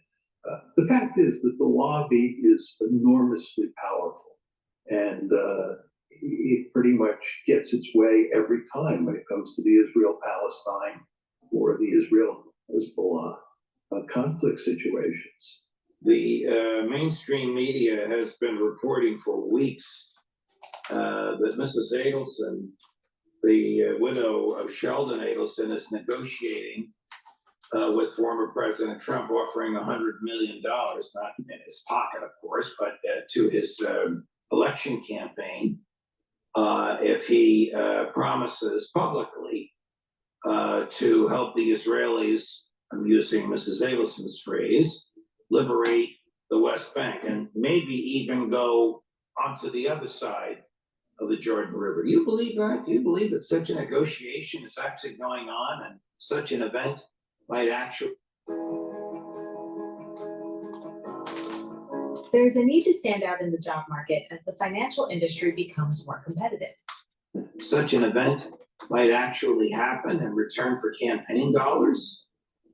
Well, I wouldn't be surprised if Sheldon Adelson's wife is making these demands and that Trump is doing everything he can to finesse this issue to convince her that he will do that. And he might very well do it. And the Israeli government that's in place, should he become president again, may be willing to go along with him. The Israelis have been very reluctant to do this themselves. Let's face it, de facto, they have annexed the West Bank. We talk about a greater Israel on this show because Israel, in effect, controls both Gaza and the West Bank, and it has no intention of giving up that control. So de facto, the West Bank has been annexed. But what Sheldon Adelson's wife would like is for Israel to do this officially. So you had a de jure annexation. It could conceivably happen. I'm not sure it would make much difference because the fact is that the United States would protect Israel if it did this. And as I say, you have a de facto annexation anyway. Keeping in mind your championing the political historical theory of realism, which, as I understand it, argues that the most powerful country in the region wants to get its way and protect its power and hegemony. Who controls the Middle East? The United States or Israel? Well, I think there is no question that the power of the lobby and the fact that Israel basically is the tail that wags the American dog contradicts my basic theory of international politics. Right? What's happening with regard to the U.S.-Israeli relationship is it is at odds with basic realist logic. Realist logic says This is, all right, we're gonna have to replay what he just said, but this is exactly what I'm saying about the metaphysics. The metaphysics supersedes rationalism. This religious metaphysics supersedes rationalism. All right, so let's just go back. All right, we're gonna go back a little bit and then replay it. Now remember, like I said earlier, Professor Mearsheimer had this concept. He's considered what is called a neo-realist. I don't know why that's the name of it, but the thing is that it's all about power. What's the power of a region, of a nation state, and or these actors, and and there are different metrics for that power: economic, population growth, resources, military experience, all this stuff, right? And their power relative to their adversaries around them, or the countries around them. And based on that power gradient, there's going to be a bleed over, and there's going to be conflict, all right? And there's going to be projection. Now, some of this may be projection economically. Some of it may be military projection. But it's this power balance. So it's these variables are realistic variables, all right?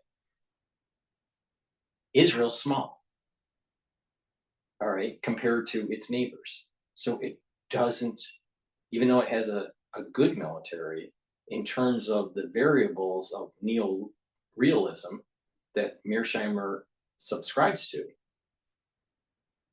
Israel shouldn't be around.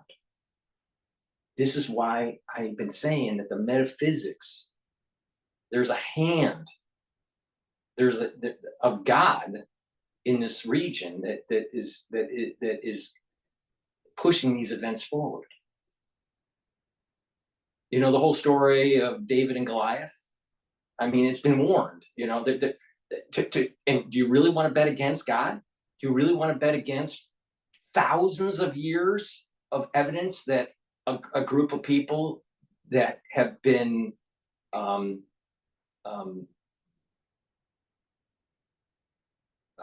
through pogroms have been persecuted and have been marginalized, end up becoming successful in different countries as a group of people?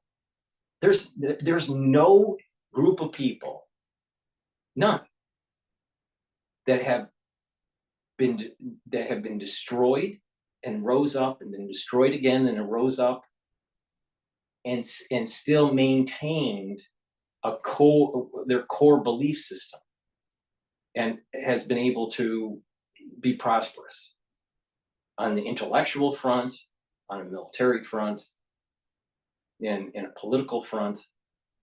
All right, that is saying that another neo-realism variable that he's not considering is this metaphysical guidance, the hand of God. All right. this is really important. This is why I keep on saying that the international affairs gurus like Mearsheimer is getting this wrong. They're getting it wrong. The metaphysics is superseding the realism of the situation. This neo-realism construct. There's thousands of years of evidence of this. All right, so let's replay. Or Israel.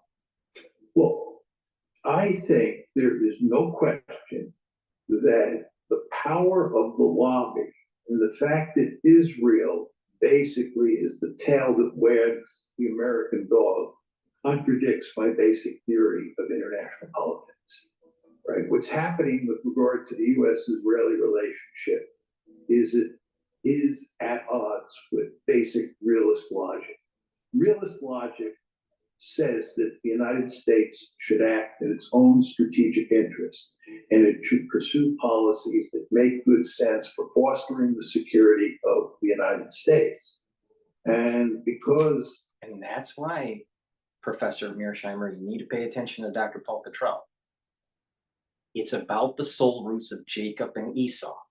It's that simple. It's been written down for almost 2,000 years in the Zohar, and about this whole battle of the soul roots and the ebb and flow.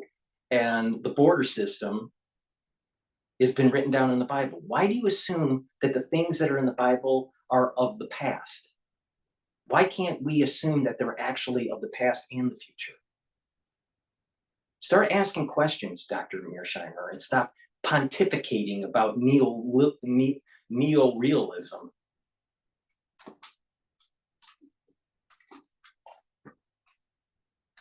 Of the power of the lobby and the ability, therefore, of Israel to get its way in terms of shaping American policy in the Middle East, we end up doing things that are not in our national interest. And this contradicts realism. And that's why you would expect a good realist like me or a good realist like Steve Walt to write a book about the Israel lobby and how it is doing great damage to the U.S. position in the Middle East. And by the way, also doing great damage to Israel. Very important to emphasize that the policies that the lobby is pushing are not doing Israel any favors. Israel is a country that is in really deep trouble. And looking forward, it only gets worse. And much of this has to do with the fact that the lobby has prohibited us from putting significant pressure on Israel and preventing Israel from doing foolish things. I think Dr. Mearsheimer doesn't realize that the events that are taking place in the Middle East cannot be analyzed in a neo-realism perspective.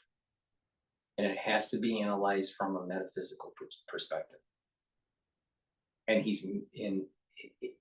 and this is the reason why he's getting it wrong. And why it was so easy, as you saw over, I don't know, a 20, 25 minute period, and how I dissected why Dr. Mearsheimer is wrong, just wrong. It's, and then the judge, Politano or Melitano or whatever his name is like one-dimensional thinking. It's not like 2 or 3-dimensional thinking. Okay, with that said, let's go to one more video here. All right, and this one is going to be on Ritter. I have 2 of them. I'm going to probably play. I'll play. Okay, so Ritter's, all right, I'm going to play this one. So Ritter. In 1961, all right, about the dangers of. Here's a before with eBay Guaranteed Fit. We're doing a new dash cap and shift knob. And here is the after. More team. Your trading is missing a plus. Let me introduce you to Plus 500, the intuitive and easy to use trading app. As a world leader. All right, so the title of this is Netanyahu's foolish move has pushed Israel into unimaginable defeat. All right, if you read that, you know, in its purest form, he's basically saying Israel's going to lose. You really think that? You really think that's going to happen? I mean, John Mearsheimer was saying that Israel isn't going to go away anytime soon. You know, so unimaginable defeat. You know, unimaginable defeat would mean like the loss of Israel. But I think this situation is a little bit different. Again, Ritter isn't looking at this from the metaphysical. Now, I know I'm an outlier on the interpretation of this, of what's going on in the region, but it's been evolving since October 7th, like I said it was going to evolve. So who's more right, Ritter or Dr. Paul Cottrell, you know, Mearsheimer or Dr. Paul Cottrell? You know what? I think it's Dr. Paul Cottrell. You know, but something could happen. But I see that there's something deeper going on here that is metaphysical, and you can't use this neo-realism. Now, Ritter also served in the military, in the Marines, and has a lot of experience in weapons of mass destruction. So we can learn from what they have to say, Mearsheimer and Ritter. But let's play it. And I suspect that what he has to say is going to be, you know, in absolute terms on how Israel is so bad and how Israel is going to lose and all this stuff. And I'm not so sure that that's really going to happen. We'll see. All right. But before I do that, please go to my store, the-studio-reykjavik.com. Click the link in the description of this video. It'll take you to the store, the-studio-reykjavik.com. And get the vitamin B complex. This is very important for cellular metabolism, especially the first 5 B vitamins, B1 through 5, help with your mitochondria, help to boost up your ATP. You need it for energy and metabolism, and it'll help with preventing macrocytic anemia and all these things. So, you know, some people that are deprived of or deficient in vitamin B vitamins, you know, that they're going to have some problems with, you know, cellular metabolism. So it's really important to make sure that you get vitamin B complex, get the B vitamins that you need to stay healthy, especially when you get older. So please go to the store, the-studio-reykjavik.com, and get the B complex. Magnesium and zinc help to support the immune system. Very important. If you're not feeling well, take a double dose, you know, during the cold season. Resveratrol, very important. It's an antioxidant, and it'll help to get rid of senescent cells. You want to get rid of senescent cells so your tissues regenerate, especially if that tissue has adult stem cells. When we get older, our cells reach a certain point where the telomeres shrink, and the cells either go through apoptosis or they go in senescence. When they go into senescence, they kind of just stay there and collect toxins and garbage, and they age. And as we get older, we have more and more senescent cells. You want to get rid of those senescent cells. So in certain tissues that you'll be able to regenerate and activate those basal layers where you have you know, new cells from those adult stem cells. It's really important. Take resveratrol. It's synergistic with other supplements that are on my store that I've talked about, such as C60. But with that, let's go to Scott Ritter. He warns that Netanyahu is foolish and that there's going to be unimaginable defeat. Unimaginable defeat. We'll see about that. Remind the audience that he is somebody who has an arrest warrant out for him because he's a war criminal, a practitioner of genocide. This is a man who is responsible for the deaths of tens of thousands, maybe even hundreds of thousands of innocent Palestinian people. He is the scum of the earth. And yet he was invited to the United States to speak in the People's House before the People's Representatives. He wrapped himself in not just the flag of the United States, but the ostensible cloak of legitimacy that entails, that brings out.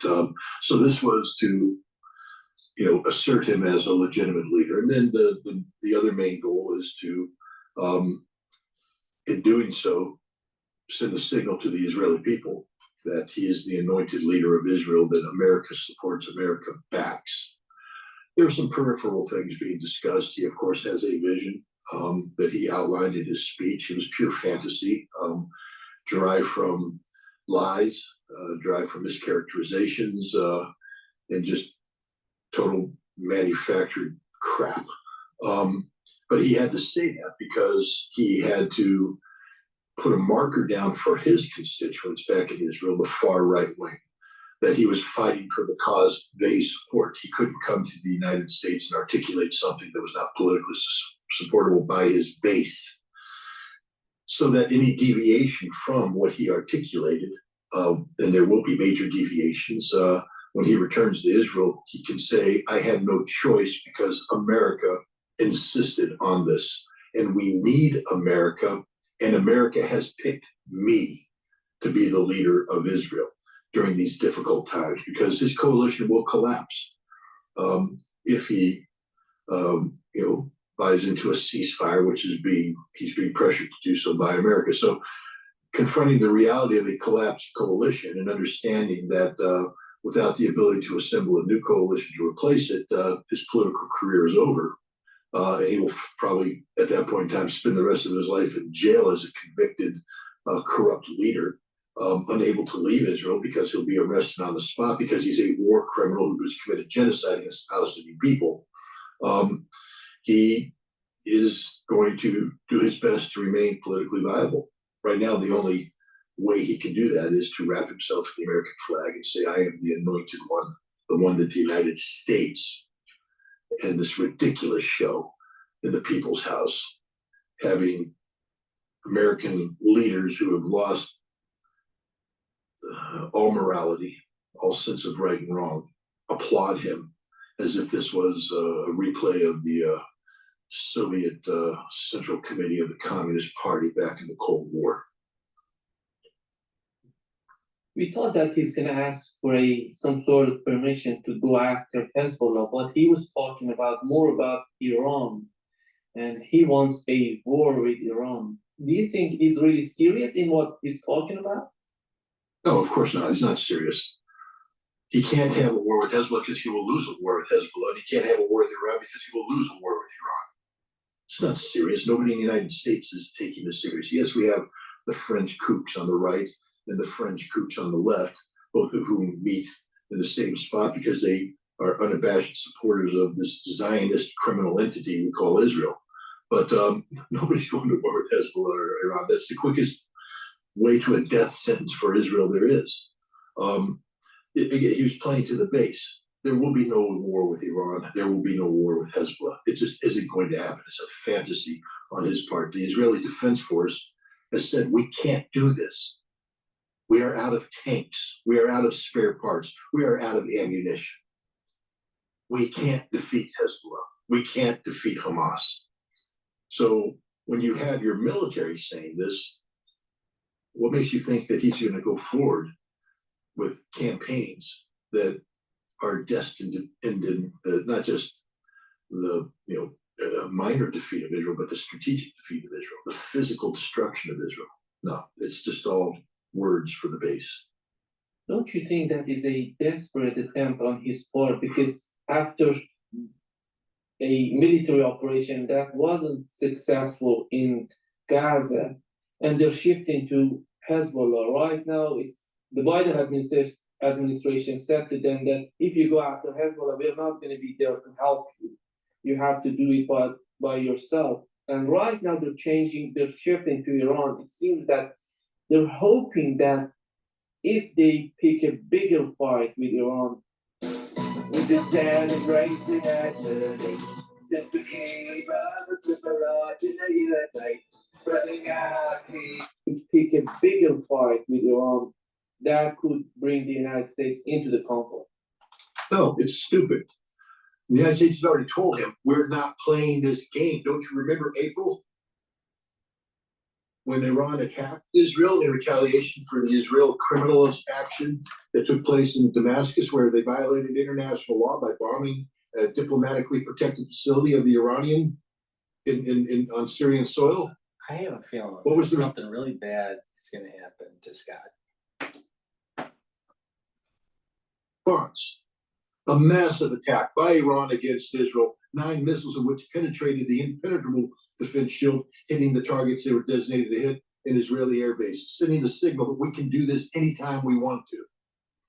Israel said we have to respond. What did America say? Good luck, because you ain't getting our help. You want to know why America said that? Because back when President Trump assassinated Qasem Soleimani, the Iranian... I'll let him go on, but no, the real reason is that the Biden administration was worried about a larger conflict affecting the general election. That's the reason. He's going to think, well, no. It's going to be that the Americans are weak and that, Trump, put his tail between his legs. All right. See, once again, there's a commonality between Ritter and Mearsheimer. What's the solution? Is the solution just to not engage in the region? Is that the solution? To let Iran go nuclear and have Israel be decimated? Is that the solution, Ritter? Give me a solution. What is the solution? Not all the negativity. What's the solution?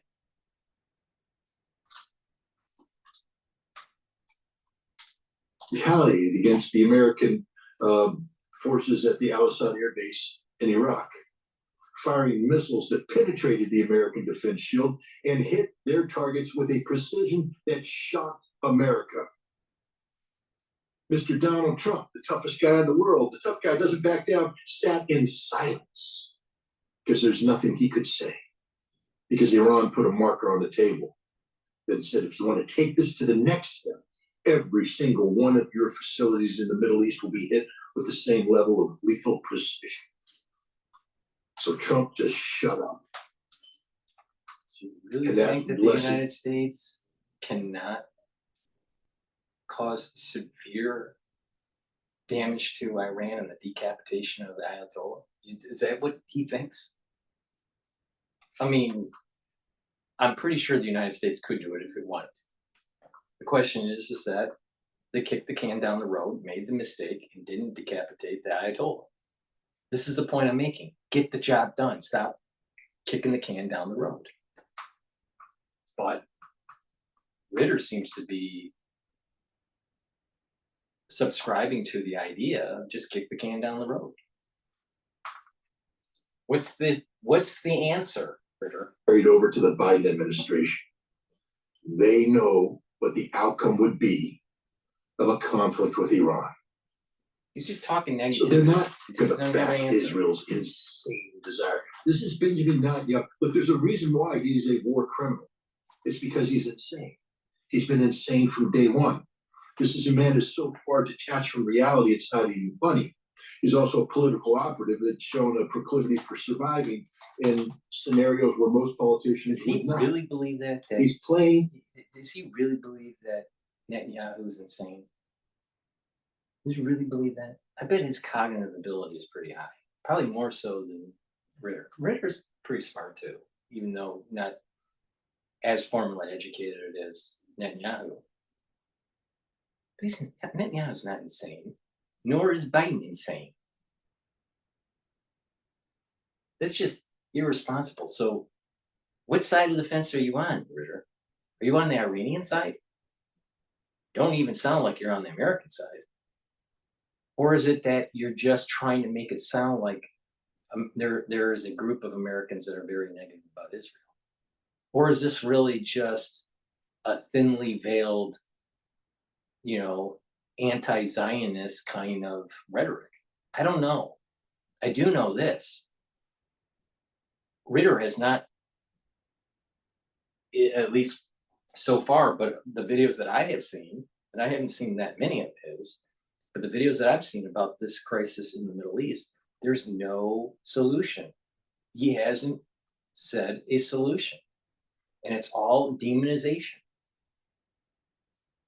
It's all demonization. What's the solution? Mearsheimer, who I think is much smarter than Ritter, doesn't have a solution either, and even admits that neo-realism logic doesn't work in this situation. That's why Dr. Paul Cottrell is saying you got to take a look at the metaphysics of this.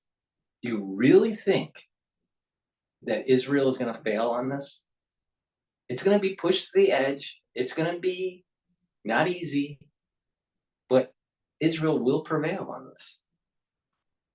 And the United States is going to have to be engaged in this. Or there's going to be, like I said early on, there are going to be nations that are going to be cursed and blessed.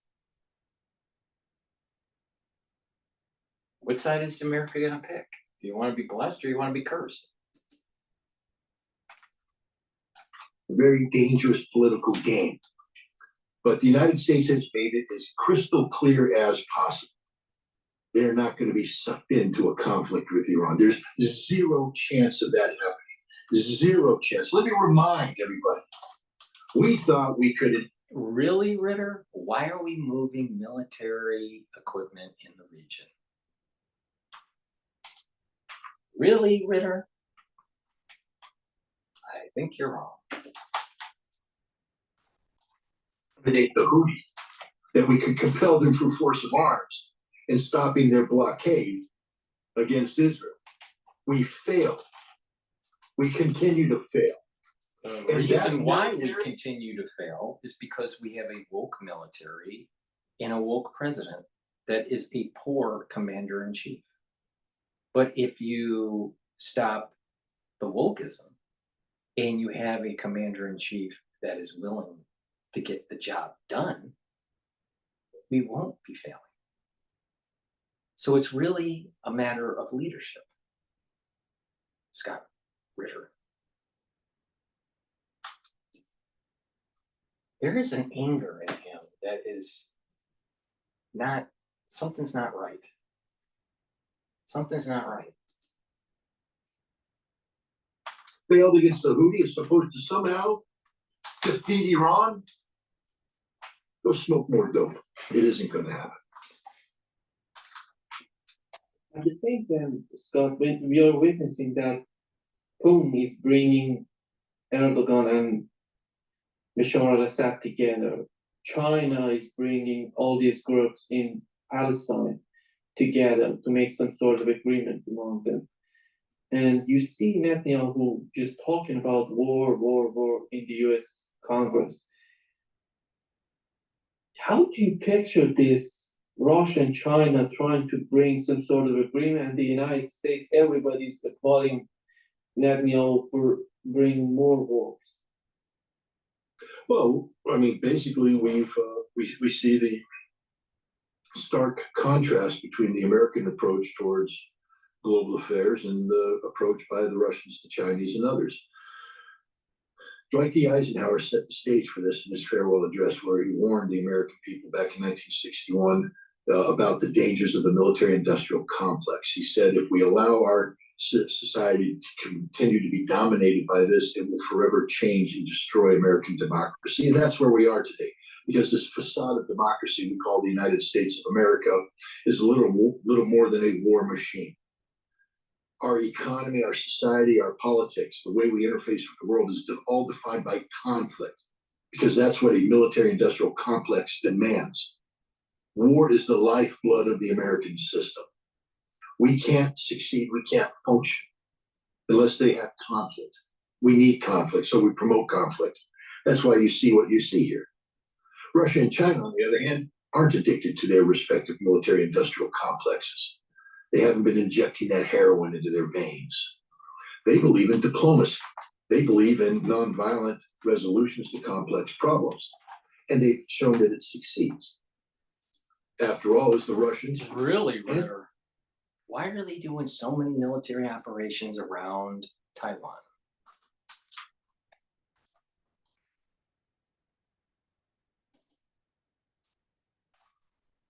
Chinese that brought the Saudis and the Iranians together. It's the Russians and the Chinese that have brought the various Palestinian factions together to create a fusion system that cannot be rejected by Israel or the United States on the grounds that it is Hamas dominated. And now you have Putin doing his best to bring an end to a conflict in Syria that was created by the United States. The United States created this. The United States made the Syrian conflict happen. The United States poured billions into that because we are a war machine addicted to war. That's all we know how to do. We do not know how to make peace. Peace is actually poison to us because if there's peace, the war machine isn't being fed. But the Russians and the Chinese don't operate that way. But here's the difference. The Russians and Chinese don't care about America anymore. They simply don't care. I mean, America's there, can't ignore it. But the day where they had to say, well, we can't do this.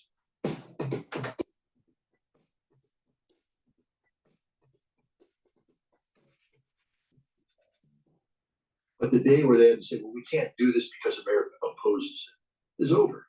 They don't care. Not only that, by promoting peace, they're going to watch America, this addict to war, go into withdrawals. Because without the conflict to feed it. I mean, look again. Look at Netanyahu. What passed for a peace plan under Donald Trump in the Middle East? The Abrams Accords. The Abrams Accords is a big peace plan. No, it was a war. It literally was a system designed to promote conflict between Sunni and Shia, with Israel siding on the side of the Sunni. That's all it was. The Abrams Accord was not a peace plan.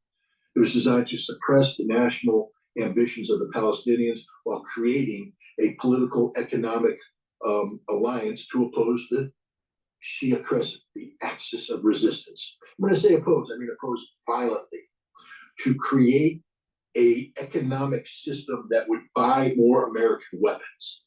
That's what it was all about. And it's dead. It's gone. It's finished. And so what's Netanyahu's response? More Abrams, double down on Abrams. But the region, the world, China, Russia, they're not playing that game because they recognize peace is the only path forward. Peace is the only path forward. If you choose war, all you get is death and destruction. For America, that's what we feed on. We feed on the death and destruction of others. We promote the wars abroad. That's all we do. Think about it. Around the world, show me one place where America is promoting peace. One. It's just a challenge out there. Where? What? It doesn't exist. We don't know how to do it because we are addicted to war. And so the Russians and the Chinese are simply We're peaceful with the Canadians.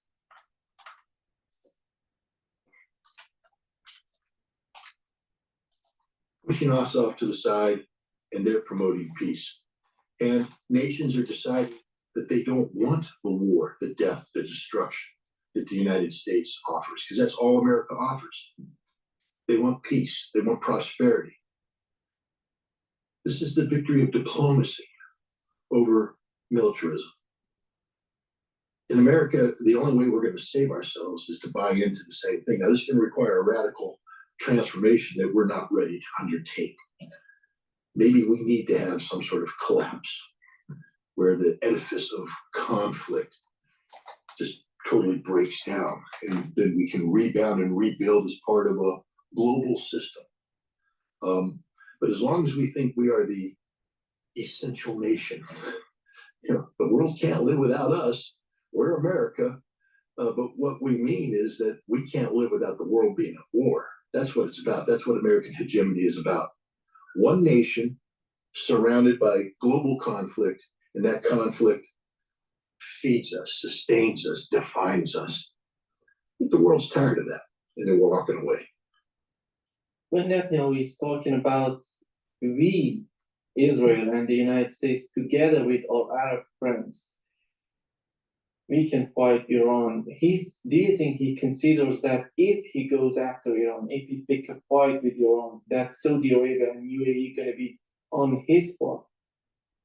Let me correct your question. You mean when the genocidal war criminal at the head of the apartheid, illegitimate Zionist state of Israel? Let's stop talking about Netanyahu as he's somehow legitimate. The man is an insane war criminal.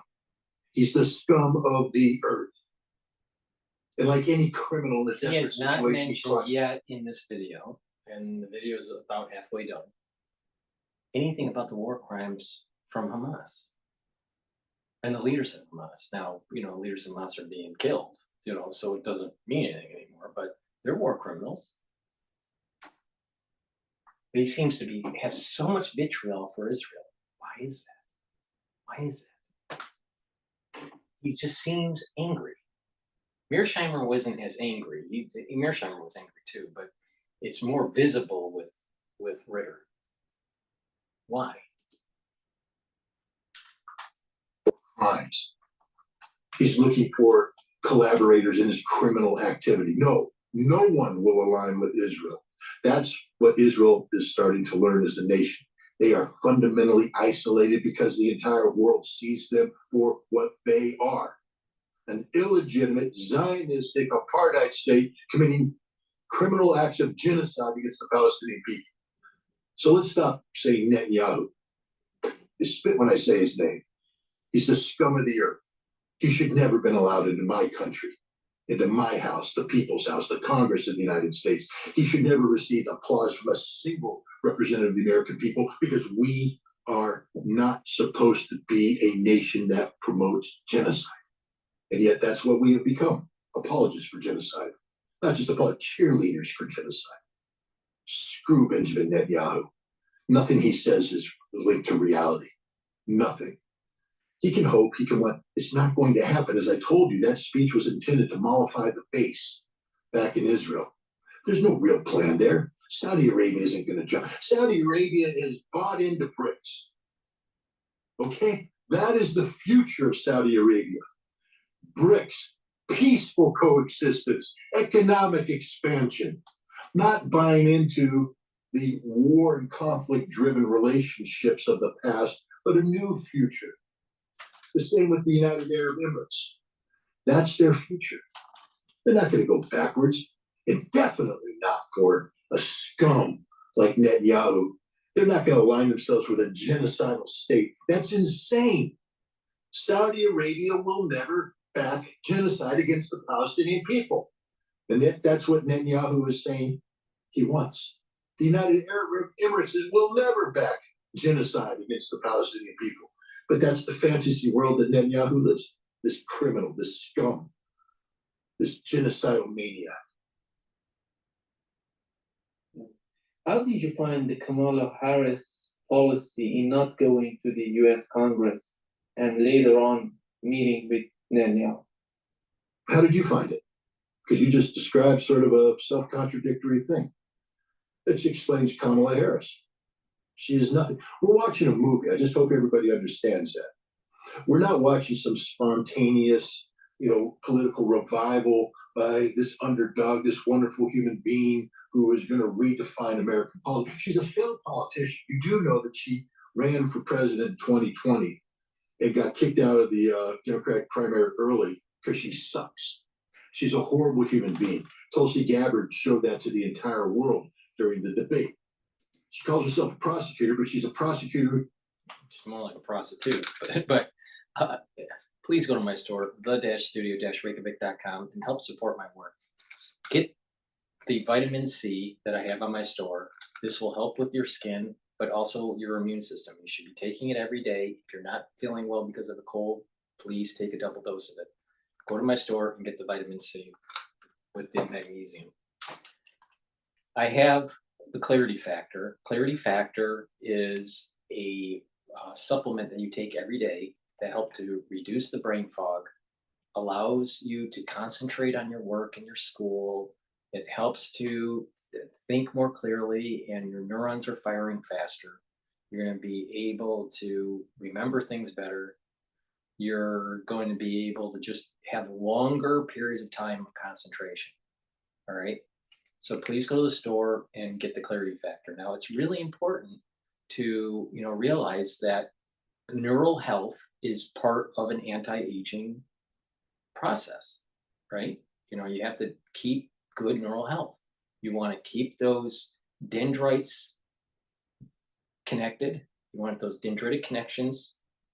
You want to have good neuroplasticity. You want those neurotransmitters being released.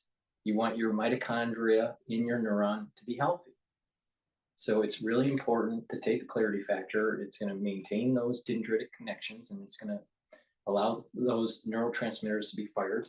And it is synergistic with C60, which I'll talk about, you know, in a little bit. But C60 is a very strong antioxidant that soaks up those free radicals, but also helps to improve the mitochondrial health. By improving the mitochondrial health, you're going to have more ATP.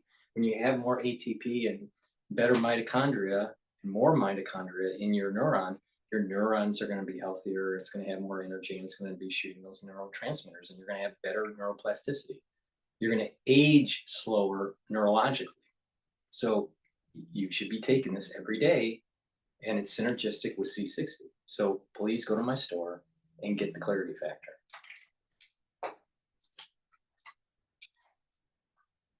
With jail when they didn't deserve to be in jail. She used it for her own economic advantage and political advantage in California. She belongs in jail. She's somebody that the American people don't support. Never have, never will. She is the literal definition of a DEI hire. Because Joe Biden in 2020 said, I'm going to appoint a black woman as my vice president. My God. What about appointing the best possible person to be your vice president? Now, there might be a black woman out there who's the best possible person. But when you start off by saying, I'm going to appoint a black woman, and then you pick Kamala Harris, who got booted from the Democratic primary because she sucks as a candidate, she sucks as a human being, that is a DEI hire. And then look at her vice president. She's accomplished nothing. Nothing. Any successes Biden might be able to say he's done, were done because of Biden, because of the establishment, not because of Kamala Harris. She contributed nothing to the cause. Now, he said, I'm going to be a one-term president. I'm here to save American democracy. Now, I'm going to pass the baton off to the next generation. And the next generation, of course, is Kamala Harris, his DEI hire. Except he decided he's not going to be a one-term president. I'm going to stay the course. Got to save democracy. Now, I'm saying it a lot more forcefully than he would. He would go, I'm making fun of a brain-dead, senile old man. I shouldn't do that. But that's the reality. The American president is cognitively not with us in this earth. He went through a primary where he was the candidate. 15 million Americans voted for him to be the candidate. Does he say anything positive? There's something internally he's struggling with. But I'll tell you, I mean, there's just, the negativity is just rampant with this guy.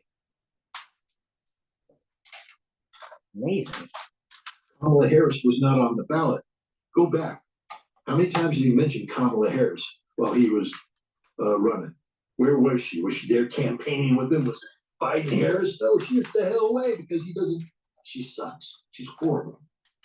And then he comes in and he says, I will not resign under any circumstances unless God whispers in my ear or there's a medical condition. We don't know why he backed off. They're not being transparent. This was a coup d'etat. They went in and there was a coup where he was pressured into resigning. And Kamala Harris now has been promoted to the candidate and nobody voted for her. She's selected, not elected. The living manifestation of a DEI hire. So we're going through this little honeymoon period. It's all a script. It's a movie script, scripted by the same people. The same elite right now is seeking to do a similar manipulation of the American democratic process by having Kamala Harris put into a position that she could not have gotten to had she gone through the normal processes. She would have lost a primary this year had she been the candidate. The Democrats would have run away from her so fast. They would have dumped her so fast. So the system instead played games. Now she's there. She's there. This is all theater. Everything that's being done is for theater. Unfortunately for the Democrats, it's only July. And this movie ain't gonna run successfully, at least until November. At some point in time, the real Kamala Harris will emerge. And she'll be recognized for what she is, a DEI hire, unqualified for the job. Maybe there's a black woman out there. I know there's a black woman out there that could be president of the United States. I know there is.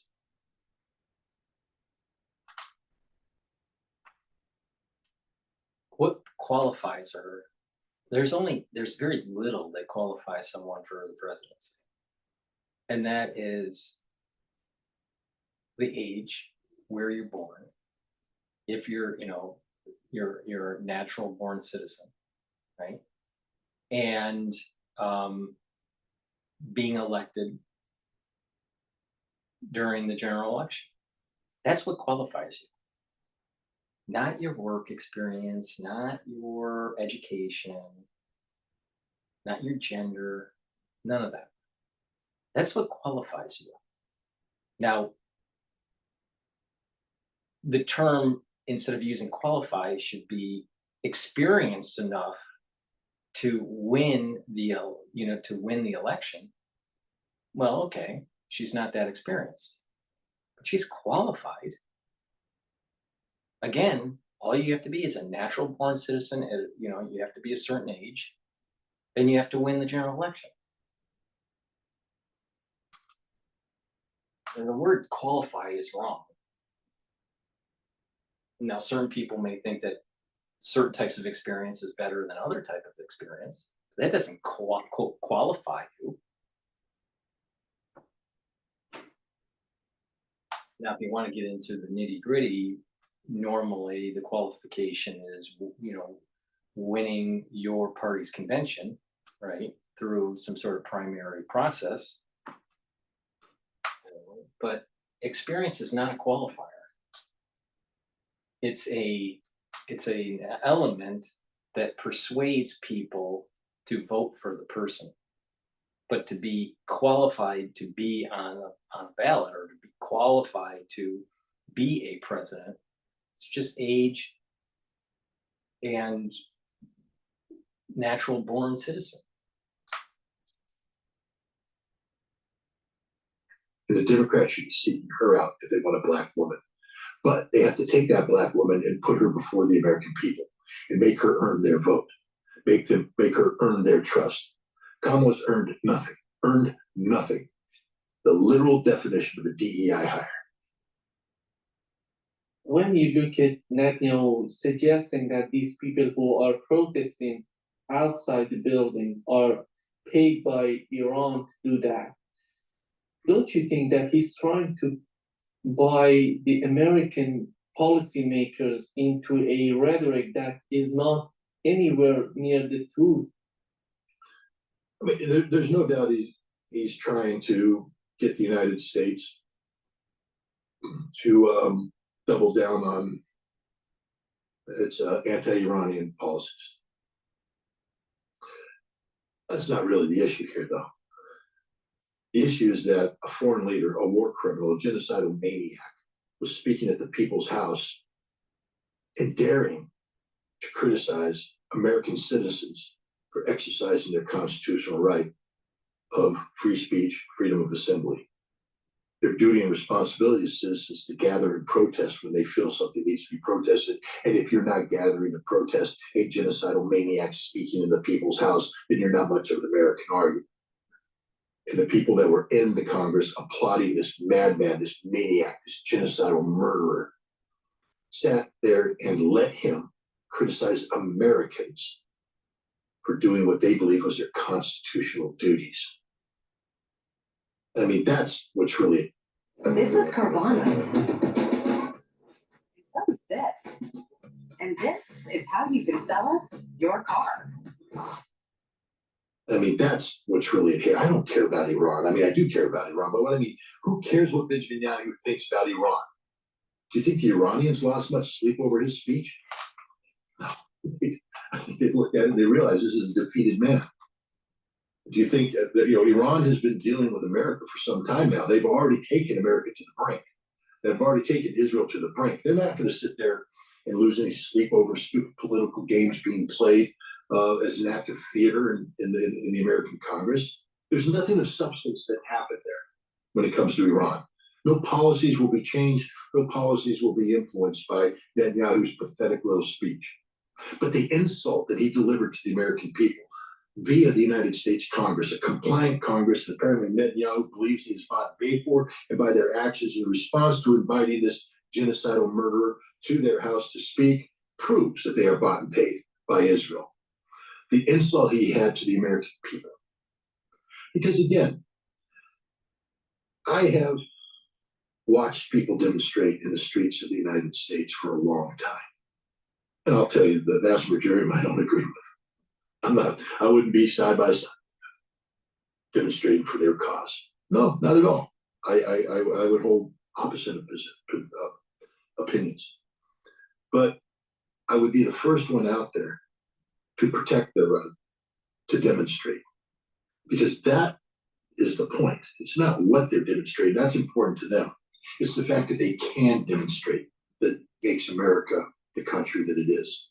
And therefore, it is the duty and responsible of every American, whether you agree with these pro-Palestinian demonstrators or not, to shield them from attacks like the one that was leveled by Benjamin Netanyahu while he spoke in the people's house to the representatives of the people. Where were the members of Congress to stand up and shout him down when he said that? Shut up, they should have said, shut up. You don't get to talk about freedom of speech and freedom of assembly in America. Get out of here, rush the stage, tackle him, remove him, evict him. But don't sit there and applaud while he attacks the Constitution of the United States, because that's what he did. And it just shows how feckle and baseless America has become when the people's representatives in the people's house allow such an attack to take place.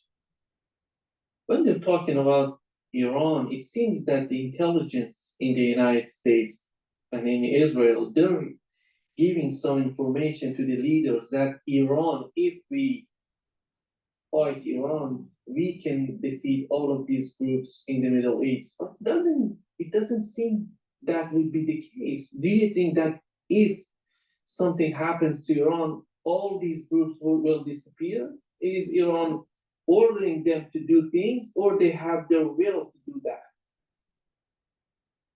Well, first of all, the will exists, independent of Iran. Hezbollah would be resisting Israel, independent of Iran. Hamas would be resisting Israel, independent of Iran. The Houthi would be resisting Israel, independent of Iran. The Shia militias in Syria and Iraq would be resisting Israel, independent of Iran.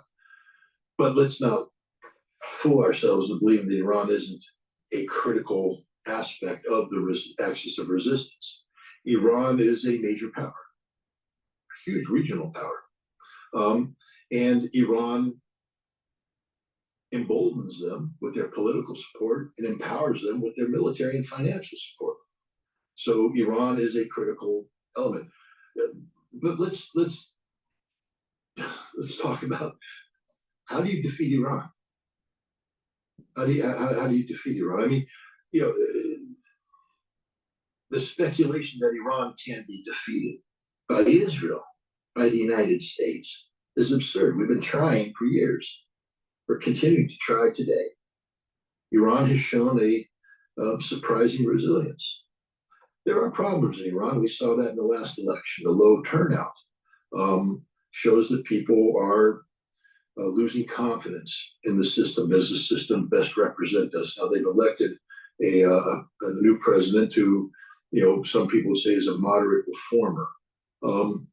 I think you're not going to see any change in his foreign policy, but I do think you're going to see Iran start to reconsider some of its domestic policies, especially when it comes to women and how women are treated in Iran, because the people demand it. There are a certain element of current conservatives who, of course, will support the conservative, suppression of women in Iran. But I think the majority of people are starting to say, no, women have to be allowed to express themselves more freely than the current system allows. And I think you're seeing a recognition. And the fact that this man was allowed to enter the ballot, given the positions he had, the fact that the Supreme Leader has recognized him as the leader, because the Supreme Leader, even though the vote happened, the Supreme Leader, who is the final say on the Islamic Republic, could have said, no, he's incompatible with Islam, incompatible with our vision of Islam. But instead he said, yes, this is the man, which means that Iran is ready for a certain element of reforms. But that's the struggle here. Iran's not going to balk at its commitment to the axis of resistance. They're winning. Part of their winning, they are literally evicting America from the region as we speak.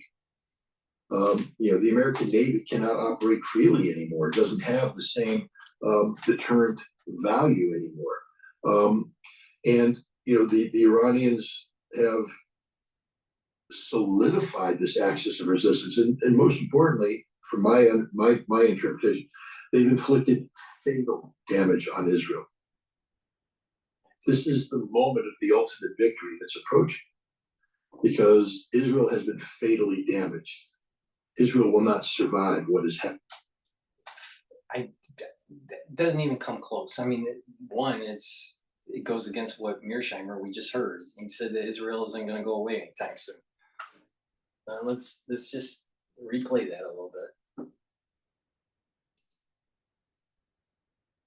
Fatal damage on Israel. This is the moment of the ultimate victory that's approaching, because Israel has been fatally damaged. Israel will not survive what is happening right now.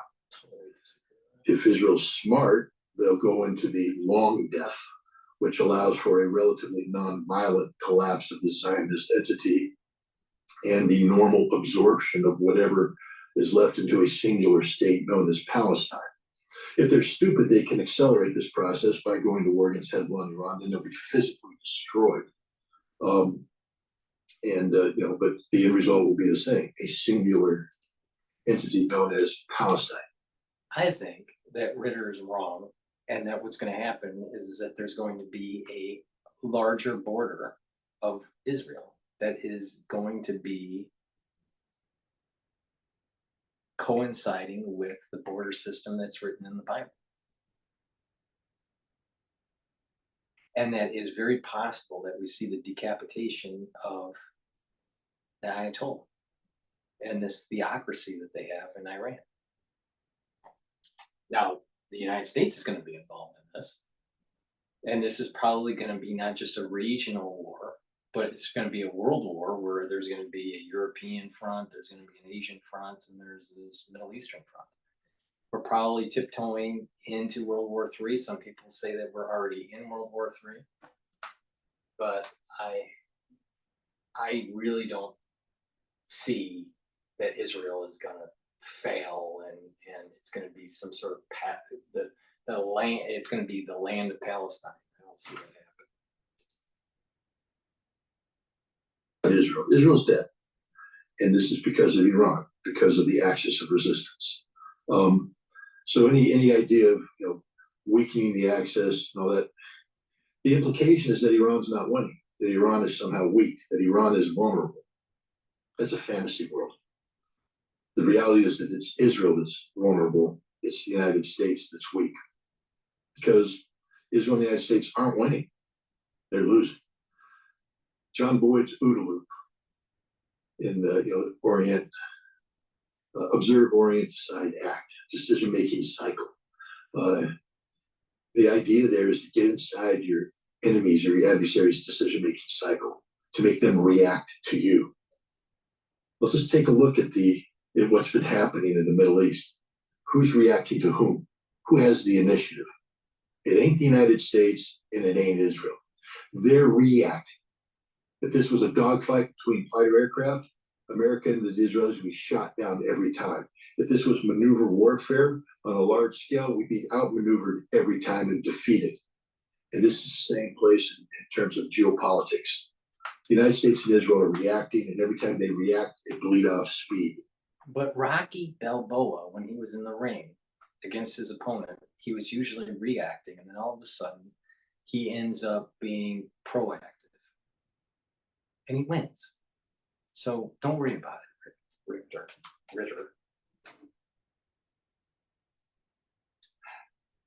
Unbelievable. There's a lot of anger. Please go to my store, the-studio-reykjavik.com, and get the C60. I have it in avocado, in coconut oil, or extra virgin olive oil. I have it in a 2 ounce, a 4 ounce, or an 8 ounce configuration. You take a teaspoon of this a day, every day, and it'll soak up free radicals.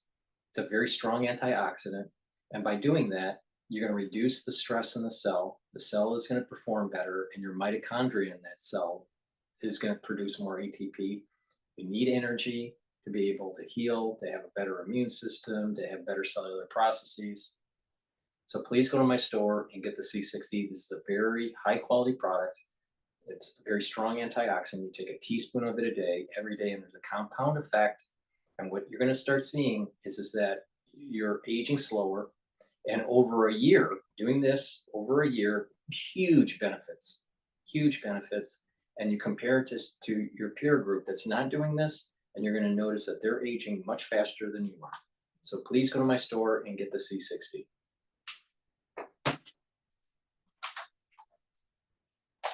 Bleed off capability, they increase their own friction.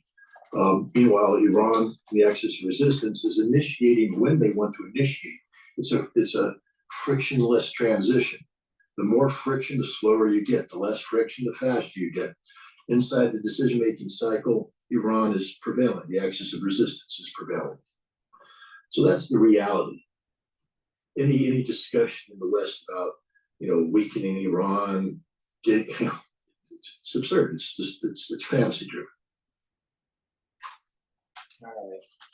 So those are the videos that I wanted to go over. So please go to my store, the-studio-reykjavik.com, and I just want to plug one more product here. I have partnered up with Rainbow Herbals, and we've created these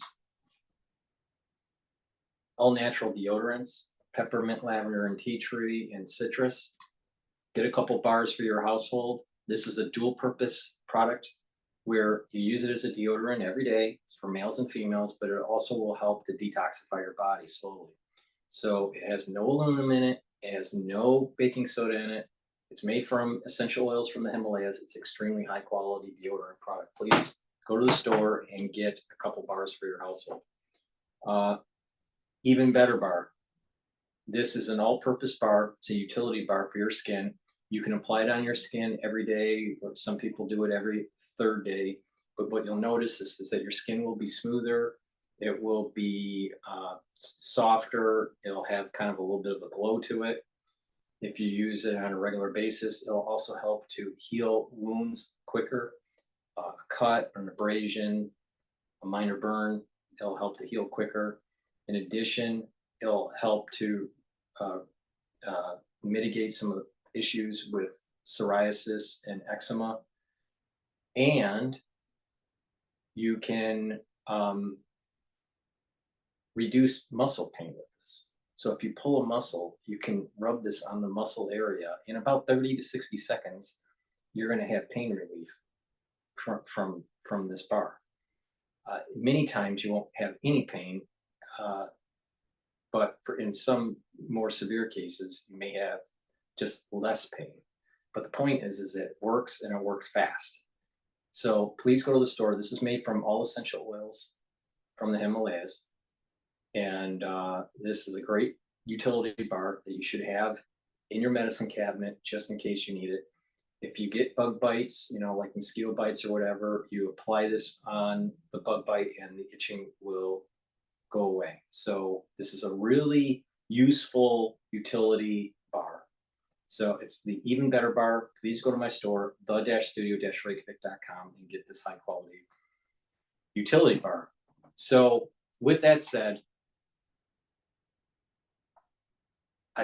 I think I have dissected, using my opinion about why I think Mearsheimer and Ritter are a little biased, a little wrong, and there's going to be additional conflict in the region, and that the method of analysis is not a method of neo-realism, but a method of metaphysics.